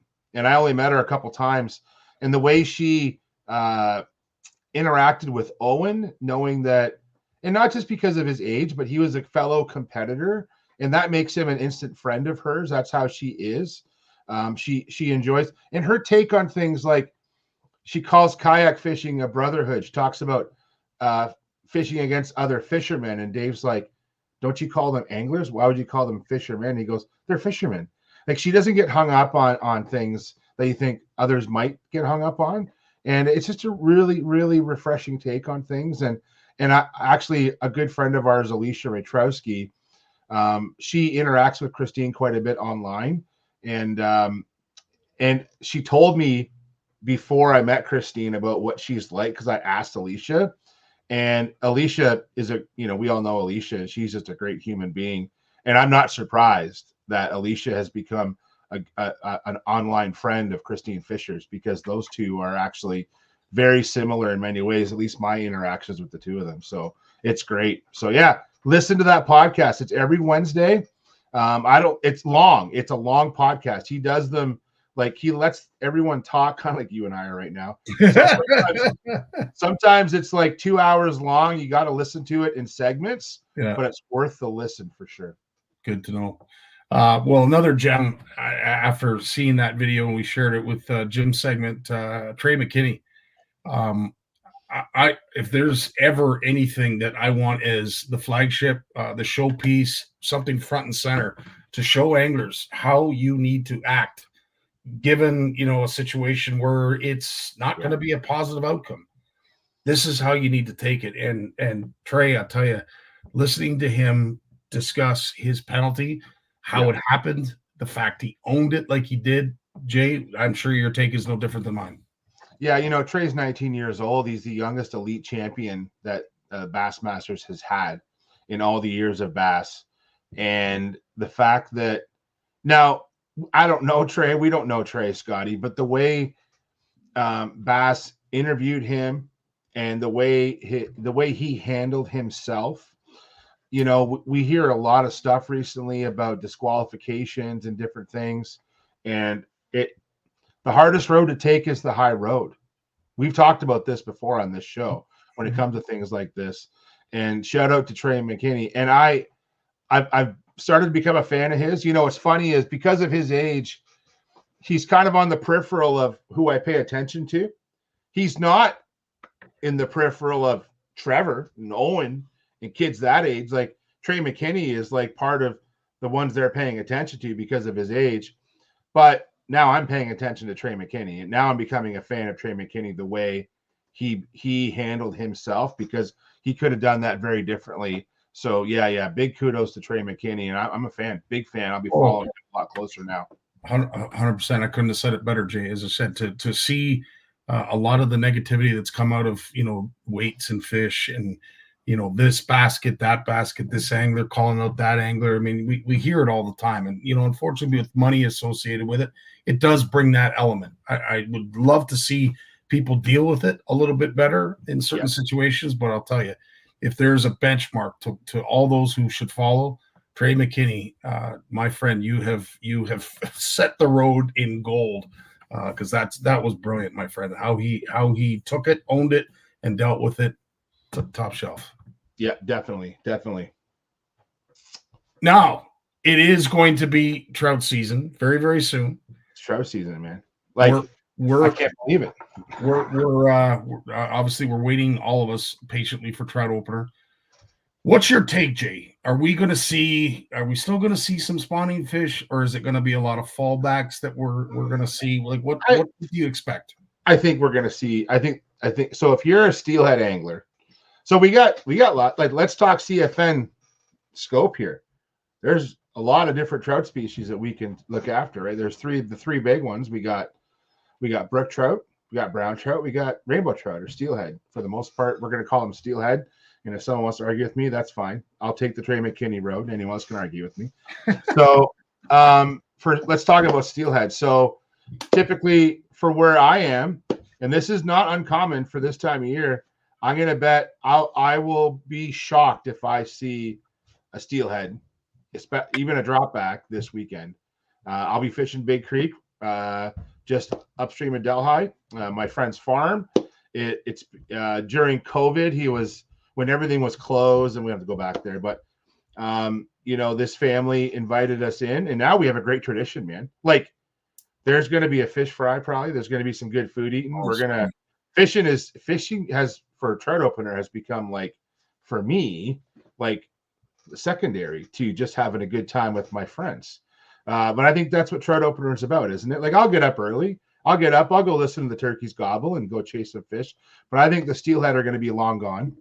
I think that then that's typical for Erie trips. And talking with local anglers at the coffee shop, or even at Angling Outfitters on Saturday, some of my friends came in and we actually had fun trying on clothes, because the one gentleman, shout out to Mr. Dalby, who came in, and he's similar size to Trevor, so he tried on a rain suit that I ended up buying for Trevor. But anyway, so Alex Dalby told me that most of the fish he's catching are dropbacks and in the lower river. And I see Ed chimed in here about rivers here be fishing dropbacks in the lower sections. And I think that it's going to be dropbacks and not as many as years past. In fact, local anglers here are not fishing here. They're heading to Lake Ontario because there's so few rainbows left in Lake Erie trips right now. So that's an artifact of that warm March that we had. It's been cool now, but the warm March. And looking at Port Hope numbers, there's a lot of dropbacks dropping out of Corbett's Dam and back into the lower Ganney. So there's still fish around, but it's going to be tough. So, and I usually fish for browns. That's what I'm going to target. Haven't caught real big browns. I've seen some big browns. I'm hoping that we've had a lot of rain recently, and I'm hoping that the water will be clear. I'm hoping that it'll be a little high still, just because it'll help things. But yeah, we'll be chasing browns. I'll be throwing hardware. That's what I'll be throwing. So we'll see, and then maybe go brookie fishing this weekend too for some small brook trout around our area. Awesome. And as always, you have a schedule that's full, and we're jealous. But I have to ask this question, and it made me think, when we talk about the spawn being over and the rivers being perhaps empty, we're going to have some fallbacks, drawbacks, whatever you want to call it. As an angler, should we be conscious of not walking through the river? Because if the spawn has already happened, we got lots of eggs laden on the. Should we be conscious of not trying to wade through the water? Yeah, I think that's a wise practice. Like, obviously, you're going to have to cross, or I shouldn't say that. Like, even where we fish, so where we're going to be fishing this time of year, we're fishing for browns. But there's the areas where I want to cross are the shallower areas where there could be steelhead eggs that have been fertilized. So yeah, I think that when you're crossing, be careful. Don't walk. So for me, I fish from the shore 95% of the time, where I'm not even in the river. A lot of it's because of stealth. I don't want to be in the water at all. Mm-hmm. Even all the tribs we're fishing around here are very similar size to the Ganney, to Duffins and places like that. And so we don't want to even be in the river, especially because if the water's low and clear, the fish are going to be spooky. But once in a while, you're going to cross to get a better vantage point, to get a better angle on your drift or on your cast. So yeah, when you're going to cross, just have a look. if it looks like there has been a spawning red there, try not to walk right through a cleared out or depression. And if you're going to walk across, avoid that, but also just get directly across. Like just cross as quickly as you can and don't stand in the river and wait too long. You'll see so many anglers, not so many, but some that just walk up and down the river, and they're not really being considerate for those spawning beds. So I think that's a good practice, Scotty, and that's a great that you mentioned it. Right on, dude. Well, you did me a favor there, a solid explaining why and the importance of it. When it comes to the seasons and of course matching the hatch and what we should expect, I think everybody and their mother is talking about how early of a season this is. We're talking about fallbacks, drawbacks, the spawn being over when it comes to the steelhead run. When it comes to presentations, are we still going out and doing our homework on the water, Jay? Or can you, with confidence, because you've spent so much time, can you say, well, this is going to be a midge or a fly or a crankbait bite or worm bite? Like what's going through your head right now in terms of what you're going to throw? Well, so let's talk about that, because I got my little stash here. So for me, and this goes for dropbacks too. Like when I'm targeting browns, I'm using a lot of hardware, but I'm using stuff that's a bit larger than maybe some folks might be used to, because one, a lot of the browns I'm fishing for are large predatory browns. These are stream dwelling browns. It's a log filled deep sandy system that I'm fishing. And so I'm trying to draw fish out of cover, but I also catch a lot of dropbacks doing this too. So for example, like one bait I like to throw a lot, and this is probably one of my favorite colors. So it's a Panther Martin. And so I find with Panther Martins, they have a great startup. That's a size 4.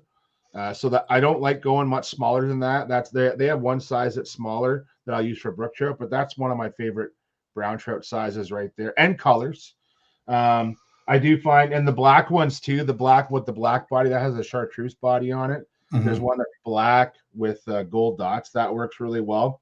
So that's probably what I'm going to be starting with, is spinners like that. But I gotta tell you, man, and this is all applies for rainbows too.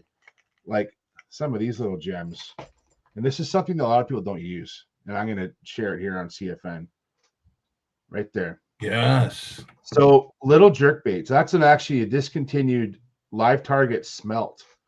So Live Target made these, and they are pretty lifelike, I'm not going to lie. Are they ever? And you seldomly see body baits that small. And why I like a jerk bait is because the jerk bait is pretty heavy and it casts well, right? If anyone's smallmouth fished, you know it's going to cast well because as a jerk bait, because it's got some weight to it.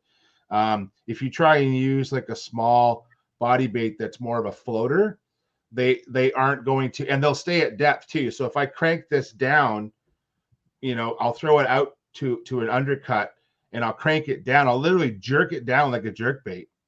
And then basically I'll slow retrieve it back. But once it goes down, it'll stay at depth.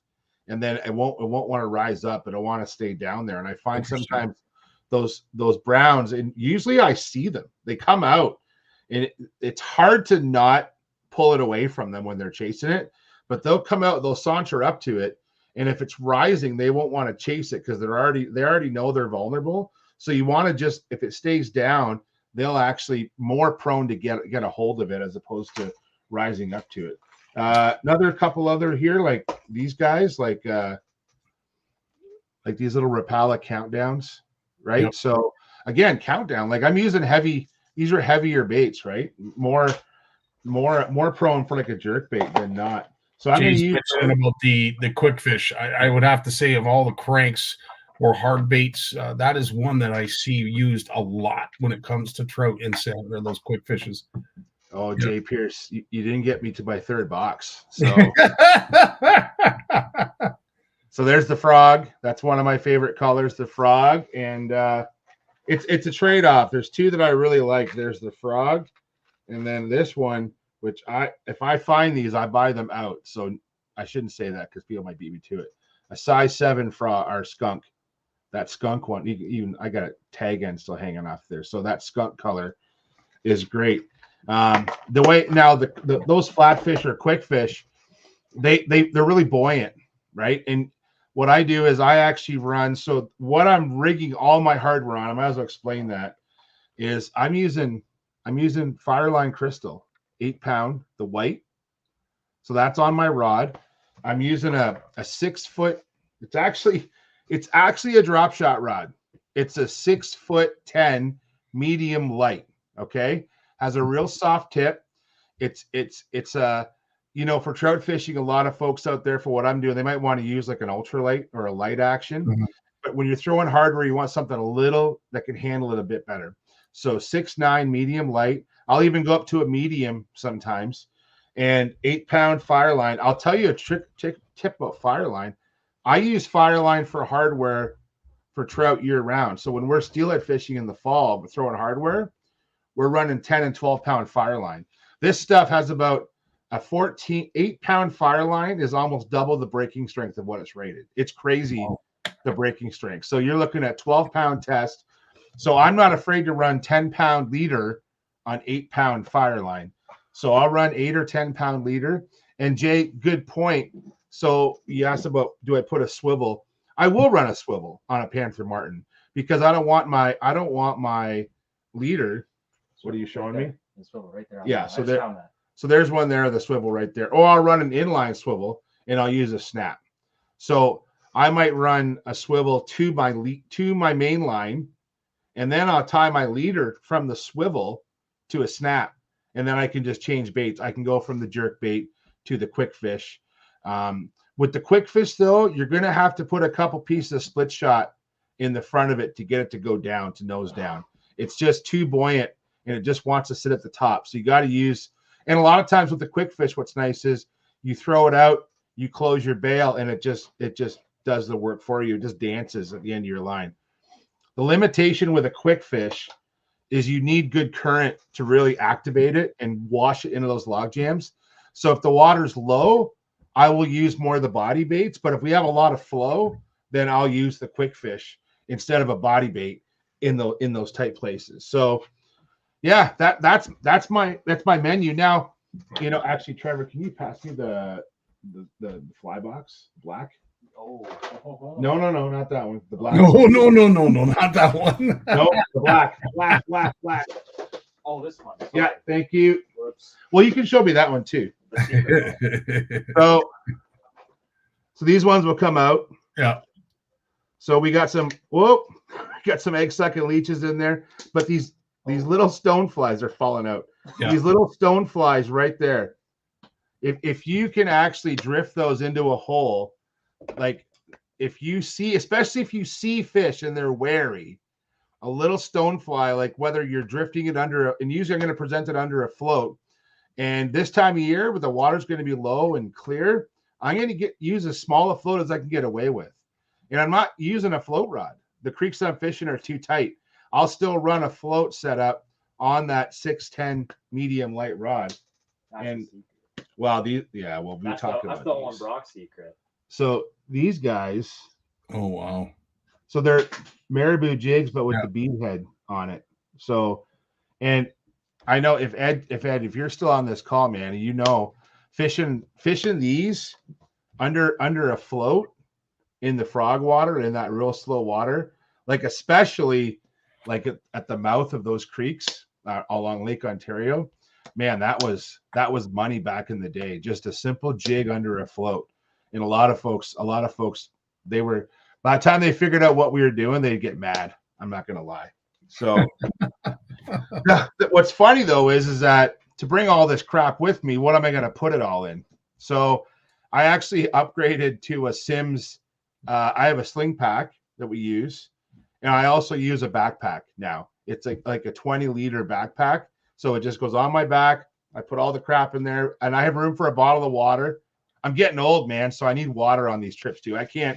Back in the day, Scotty, I'd fish for 8 hours without water. You're preaching to the converted, dude. I bring water now, man, all the time. It's like the first thing that I pack when I'm slogging through the bush for 8 hours. So, yeah, Michigan Wigglers, absolutely, yeah, good call. So, so we're not talking, we aren't fly fishing, but drifting these flies under a float. It's really, really handy to have those with you because it's amazing. I'm actually going to share a link, Scotty. Okay. So I don't tie flies. I'm not gonna lie. I don't tie flies. I don't pretend to tie flies. I could tie flies. I don't have time to tie flies. The link I shared is called Real Flies. They're out of Tillsonburg, Ontario, just down the road from here, but they ship all over. They tie flies. You can order on their website all the flies you want: stone flies, egg-sucking leeches, woolly buggers, Michigan wigglers. And so if you want to use flies and you don't want to tie flies because you don't know how to tie flies, reach out to Real Flies. I got no affiliation. They tie flies. I buy their flies and catch fish with them. That's as simple as that. Wow, that's some of the best advice right there, Jay. As always, my friend, our half hour flies by. We've got Moose and Andy coming up next. Anything else that you wanted to bring to our attention that's coming up this week? No, that's it. That's it, man. Thanks again, Scotty. And we'll hopefully finally see some me holding a fish by this time next week.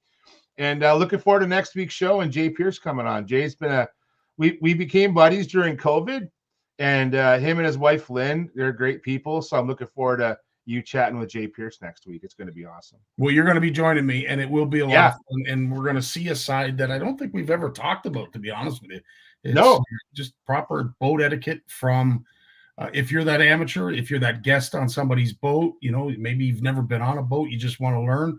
We'll give you a how-to on. Yeah, and actually, I want to give a quick shout out to someone I met last week, Bianca. She was working at she's a Lew's Pro staff. She was working at Angling Outfitters last week. She's probably one of the few female anglers in the Ontario Kayak Bass Trail. She's a member of Kitchener Waterloo Bassmasters. And we had a great conversation about co-anglers and etiquette in bass clubs. And because she's recently joined the KWC Bass Club. And we had a great conversation. So big shout out to Bianca. She was, or B, we'll call her B. Someone was calling her Buzz. I don't think she likes being called Buzz, but she's great. So that's fitting for next week, man, because I just had a great conversation with Bianca last weekend at Angling Outfitters. Thanks, Scotty. I'll drop out. I'll listen to Moose and Andy talk, and see you later. Right after a word from their sponsor, Jay, have yourself a great week. Trevor, all the best, my friend, and see you later, Kate.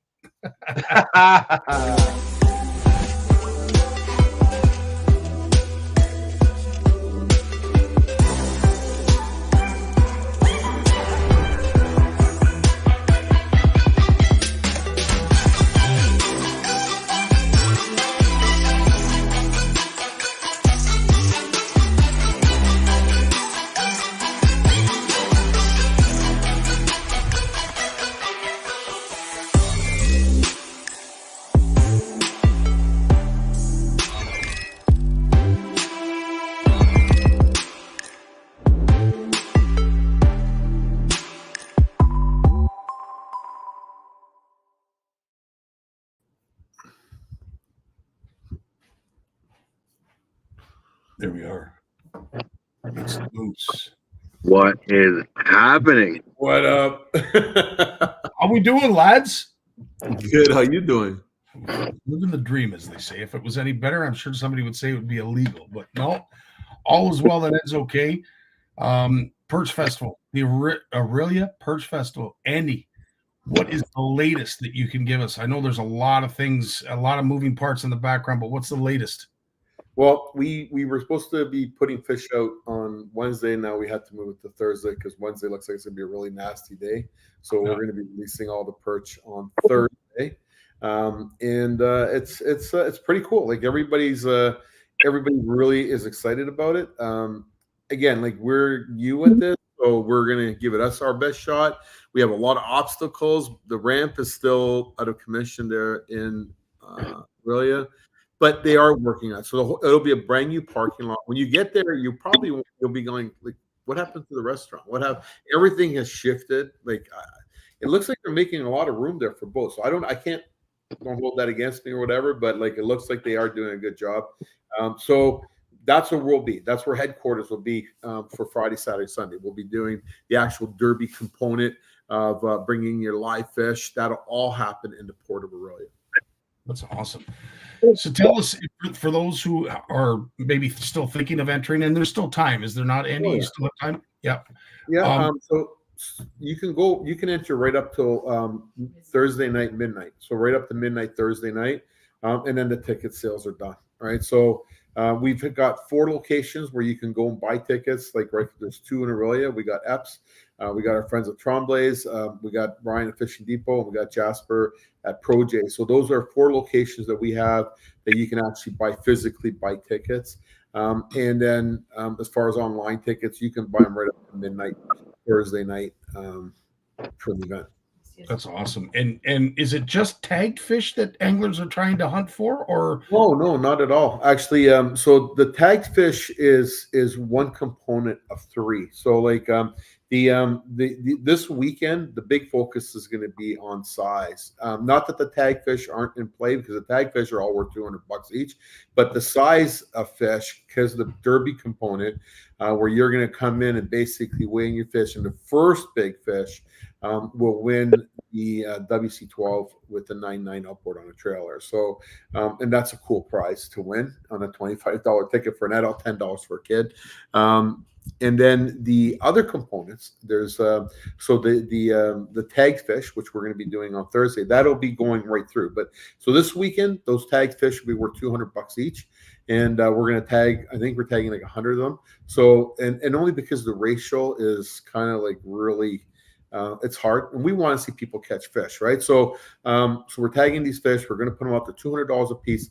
As of Sunday at 5 o'clock, I believe, the end of the derby component. Then we prorate those tags, so they go down. They drop to $100 for all next week. So if you're going next week, you're crazy not to spend $25 on a tag. And then the following week they drop down to $50. So it's 2 weeks that the event actually goes, but the main week is this weekend. And then the social media fish. So you catch a fish, take a picture and upload it, and that puts you into a draw for a $2,000 kayak. Sweet. Yeah, so it's a lot of good things happening. Wow. That's pretty cool. So Andy, if I'm fishing, let's say all the way at the south end of Simcoe, I'm in Cooks Bay. Yep. Caught a bunch of fish, and I don't want to weigh one in.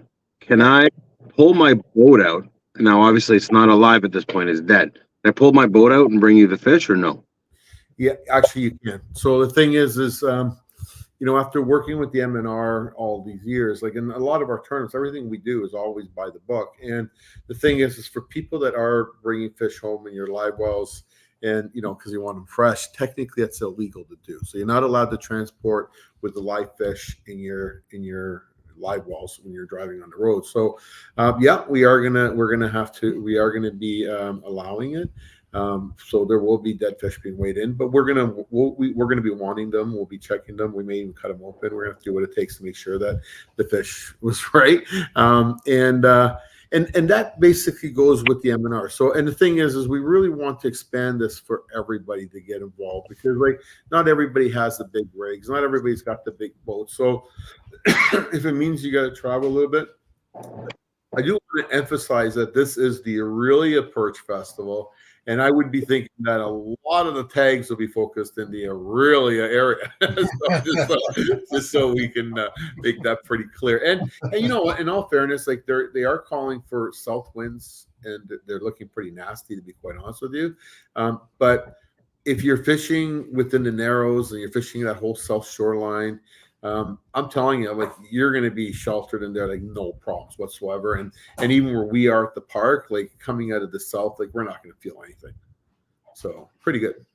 Awesome. To bring in one big dead fish, it's still eligible for the boat. It needs to be alive, is what I want to say. Yes, it is.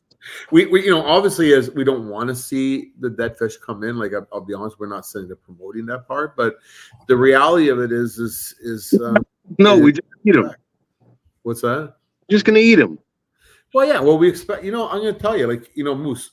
You fish the tournaments, and And even the pike tournament that we're going to be doing, okay, like honestly, like that fish fry is probably like you don't understand. Everybody who's registered, how many people asked if you're doing that, right? So the thing is and I'll tell everybody, like guys, like this is the best fish.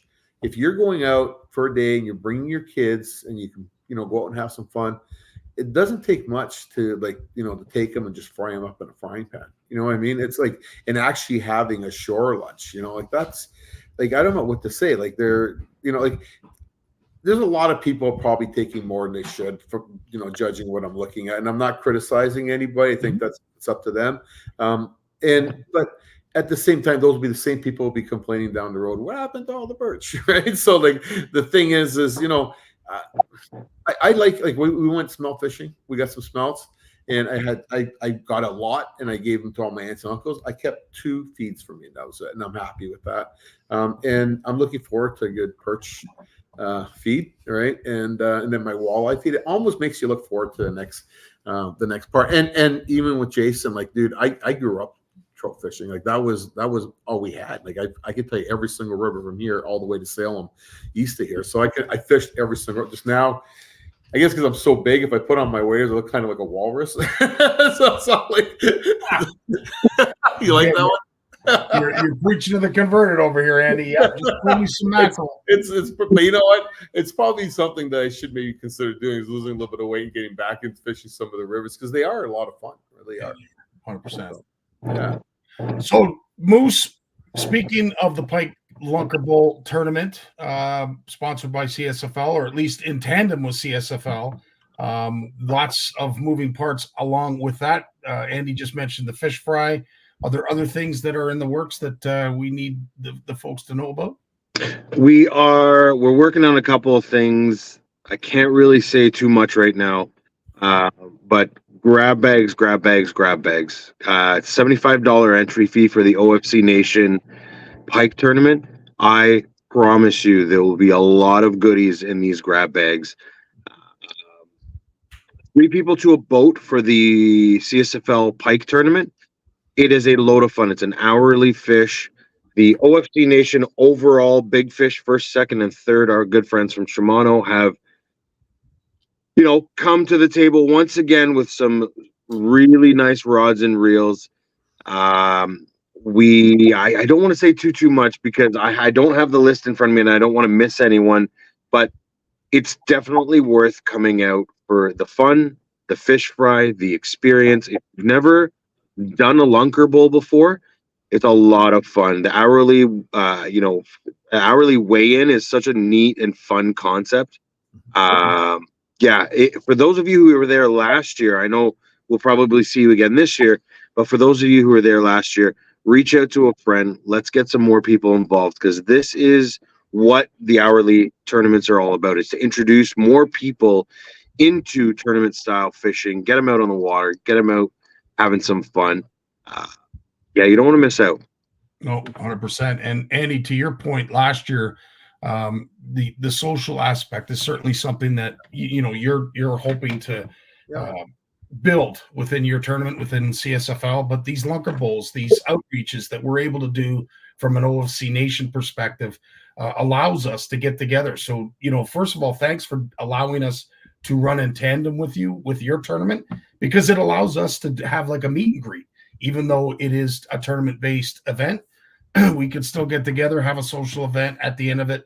Everybody eats some fish, and as Moose said, it was a heck of a time last year. Yeah, and you know what? So just to clarify, so with the Pike tournament, we've gone to 2-hour windows. So we basically 4 quarters, and that's just to kind of looking at the price of fuel and stuff that's happening. So we're trying to be also proactive.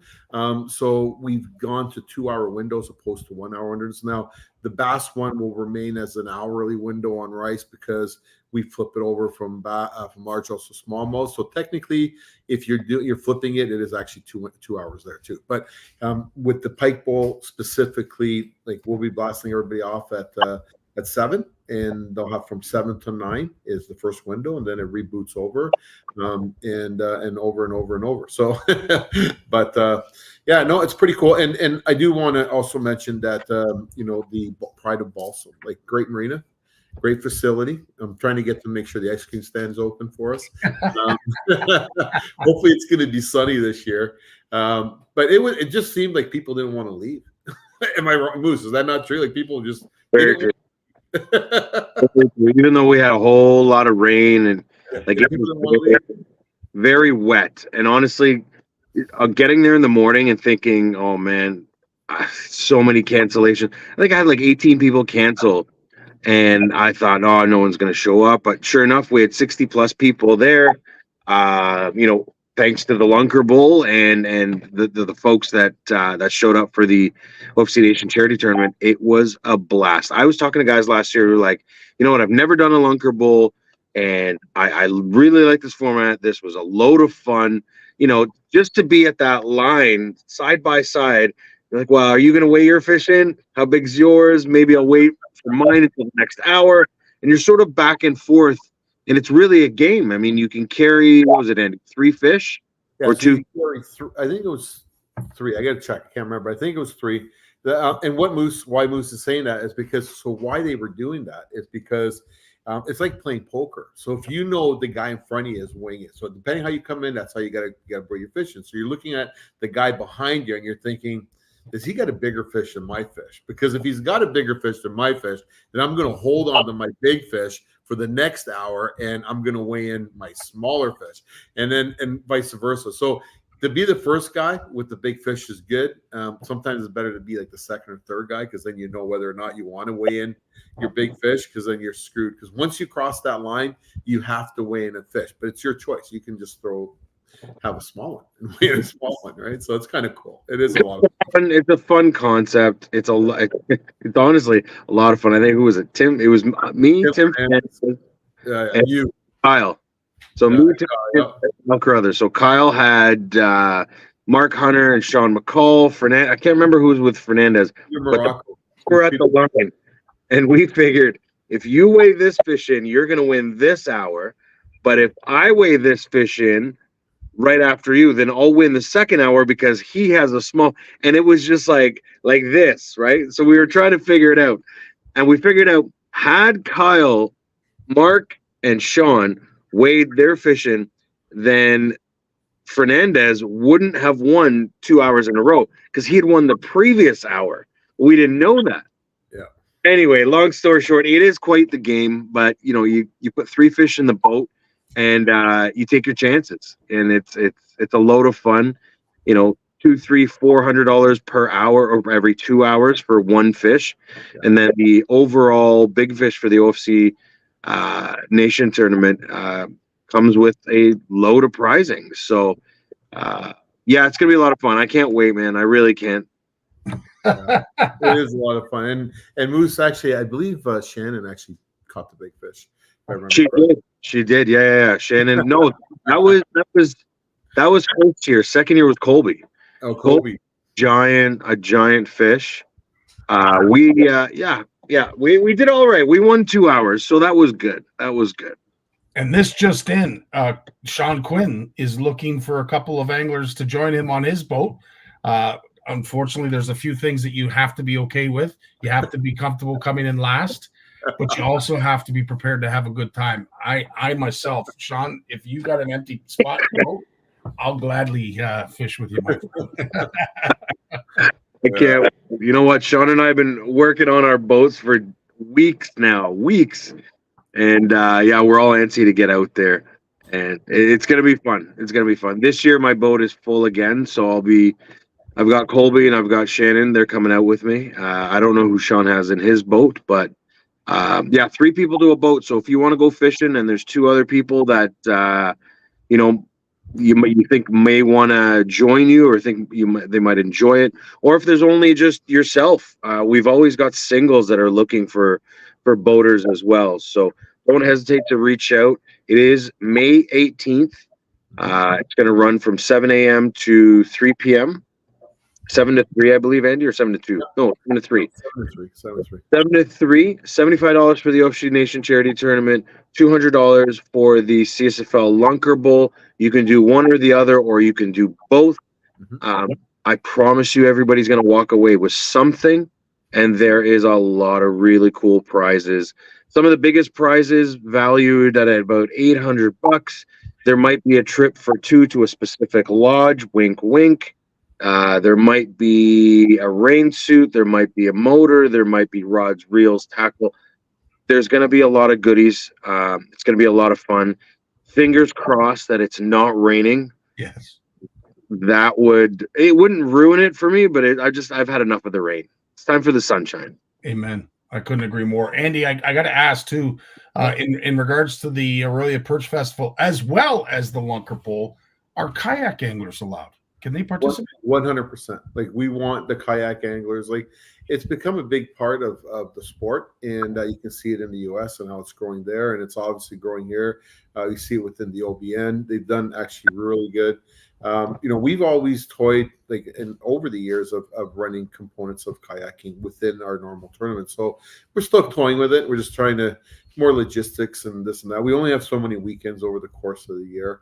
And we want to try to reach out to all the anglers and all the different levels of people getting involved. And it's not so much levels, but just different ways that they get out fish, right? So 100%. So if folks are looking to enter the Perch Festival, there is the link. Moose has shared the link. So if you are one of those anglers that maybe were kicking tires, weren't really sure, you've been sort of watching the weather, that's the link you need to go to. That's where you need to sign yourself up. And it is happening. It starts this weekend. And as you said, Andy, it runs for 2 weeks. Yeah, it technically goes right up to the Saturday before it ends the Saturday before Mother's Day. So, but then again, everything's prorated except for the kayak. And you want this kayak? This kayak is worth like $2,000. So it's the real deal. It's like it is definitely a kayak.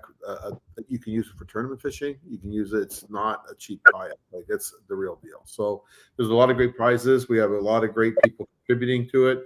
A lot of the community still in part of it, and they're calling us every day from that end of it. So we feel that once that park gets to where it has to be, for people that have been to that park, the Port of Aurelia, the festivals that happen there all summer long are phenomenal. It's just a great facility, and we want to grow that Perch Festival. Unfortunately, this year, because of the construction, that's just not going to happen. But our goal is to create that whole atmosphere. It's Gordon Bay who's part of the sponsorship of the boat, and they're prepared to come down full blown and create a nice venue for them. But everything's kind of still the best down there. So once it all gets together, once it comes together, and the liabilities aren't as great as they are right now, then you can see that you'll probably see a lot of vendors that you'll see at some of our shows there. So we're pretty excited about the future of the Aurelia Perch Festival. Right on. Well, to Sean Quinn's point, and Brandy, our apologies that we're dragging on, but there is so much to talk about. Yeah. It is just the beginning of what is going to be a very busy season. Moose, I don't need to mention that to you. You already know. I'm sure your calendar is full. Andy, you've got not only the Aurelia Perch Festival, plus the Lunker Bowl, plus a whole bunch of other CSFL tournaments. So we have a lot of bass tournaments. You are going to be a busy lad this summer, as always. And again, I can't thank you and the entire Pilata family for allowing OFC Nation to participate with this Lunker Bowl, so that we can provide our community something that's really cool and makes them feel as if they are a part of a tournament, even without the stress and anxiety and the big sticker price. So many thanks to you, my friend. Yeah, well, no, thank you for you guys being part of it. Thanks to Pride of Boston, great facility too. So it's just I think it's great partnership all around. I think you're all going to have fun, and that's what it's really about. When it comes down to it, and even with this Perch Festival, we're not looking at it as a money maker for us. For us, it's really keeping those kids getting involved. And I can almost guarantee you, we all know somebody at our age group that started there when they were young and now are full blown anglers. So I think it's things like that is part of the things that, as running the shows, running the tournaments, that putting back is very important. So just one thing I do want to add before I go, and we were on Lake Simcoe last week. Did you see the video of that? No. Oh man! So we released 200,000 lake trout. Oh, that yes, yeah. How'd that go? It went fantastic. Poor Benny. We were we were out there the first day, it was nuts, right? And but we were there, right? What are you going to do? And it didn't look as bad as it was until you went around that point, and then it was like, yeah, it was bad. It was a damn windy day. Yeah, it was an ugly day for you to do it. But again, thanks so much for all you do, Andy, and of course CSFL. Moose, stick around, my friend. We will chat right after we're done. Thanks again, Andy, for spending some time. Thank you very much for having me on, guys. Hope to see you all this weekend. Make sure if you are fishing it, even if you're not weighing in, come up to the port. I'm going to be there all 3 days, and I'd love to see you guys. You know, shake hands, kiss babies, and we'll see you there. Right on, buddy. You take care, Andy. Have a Thanks so good much. Moose, just stick around for a bit. All right, folks, it is the hockey game. It is 2-2. Thanks, Ed, for the updates and letting us know where we're at, what we're missing. I can't thank everybody enough for everybody who came to watch, everybody who participates, Jim, Lawrence, Jay, of course, Moose, and Andy for filling us in on what's upcoming. Lots of opportunities, lots of places to go fishing, lots of cool things that are happening. So lots for you to wet your whistle and become active within the community. Again, congratulations to Corey Johnson on an incredible win. We're that much more proud to be Canadians because of your accomplishments. So, Corey, thanks for making us believe, dude. Really appreciate it. And Dave, for all you do, my friend, you have one more task. Take us away. Have yourselves a great week. Love you all. Take care. All the best. Peace. Well, as much as I hate to admit it, I guess we've run out of time. So I've enjoyed it, but I'm going to do something I haven't done since season 1. Turn out the lights. The party's over. They say that all good things must end.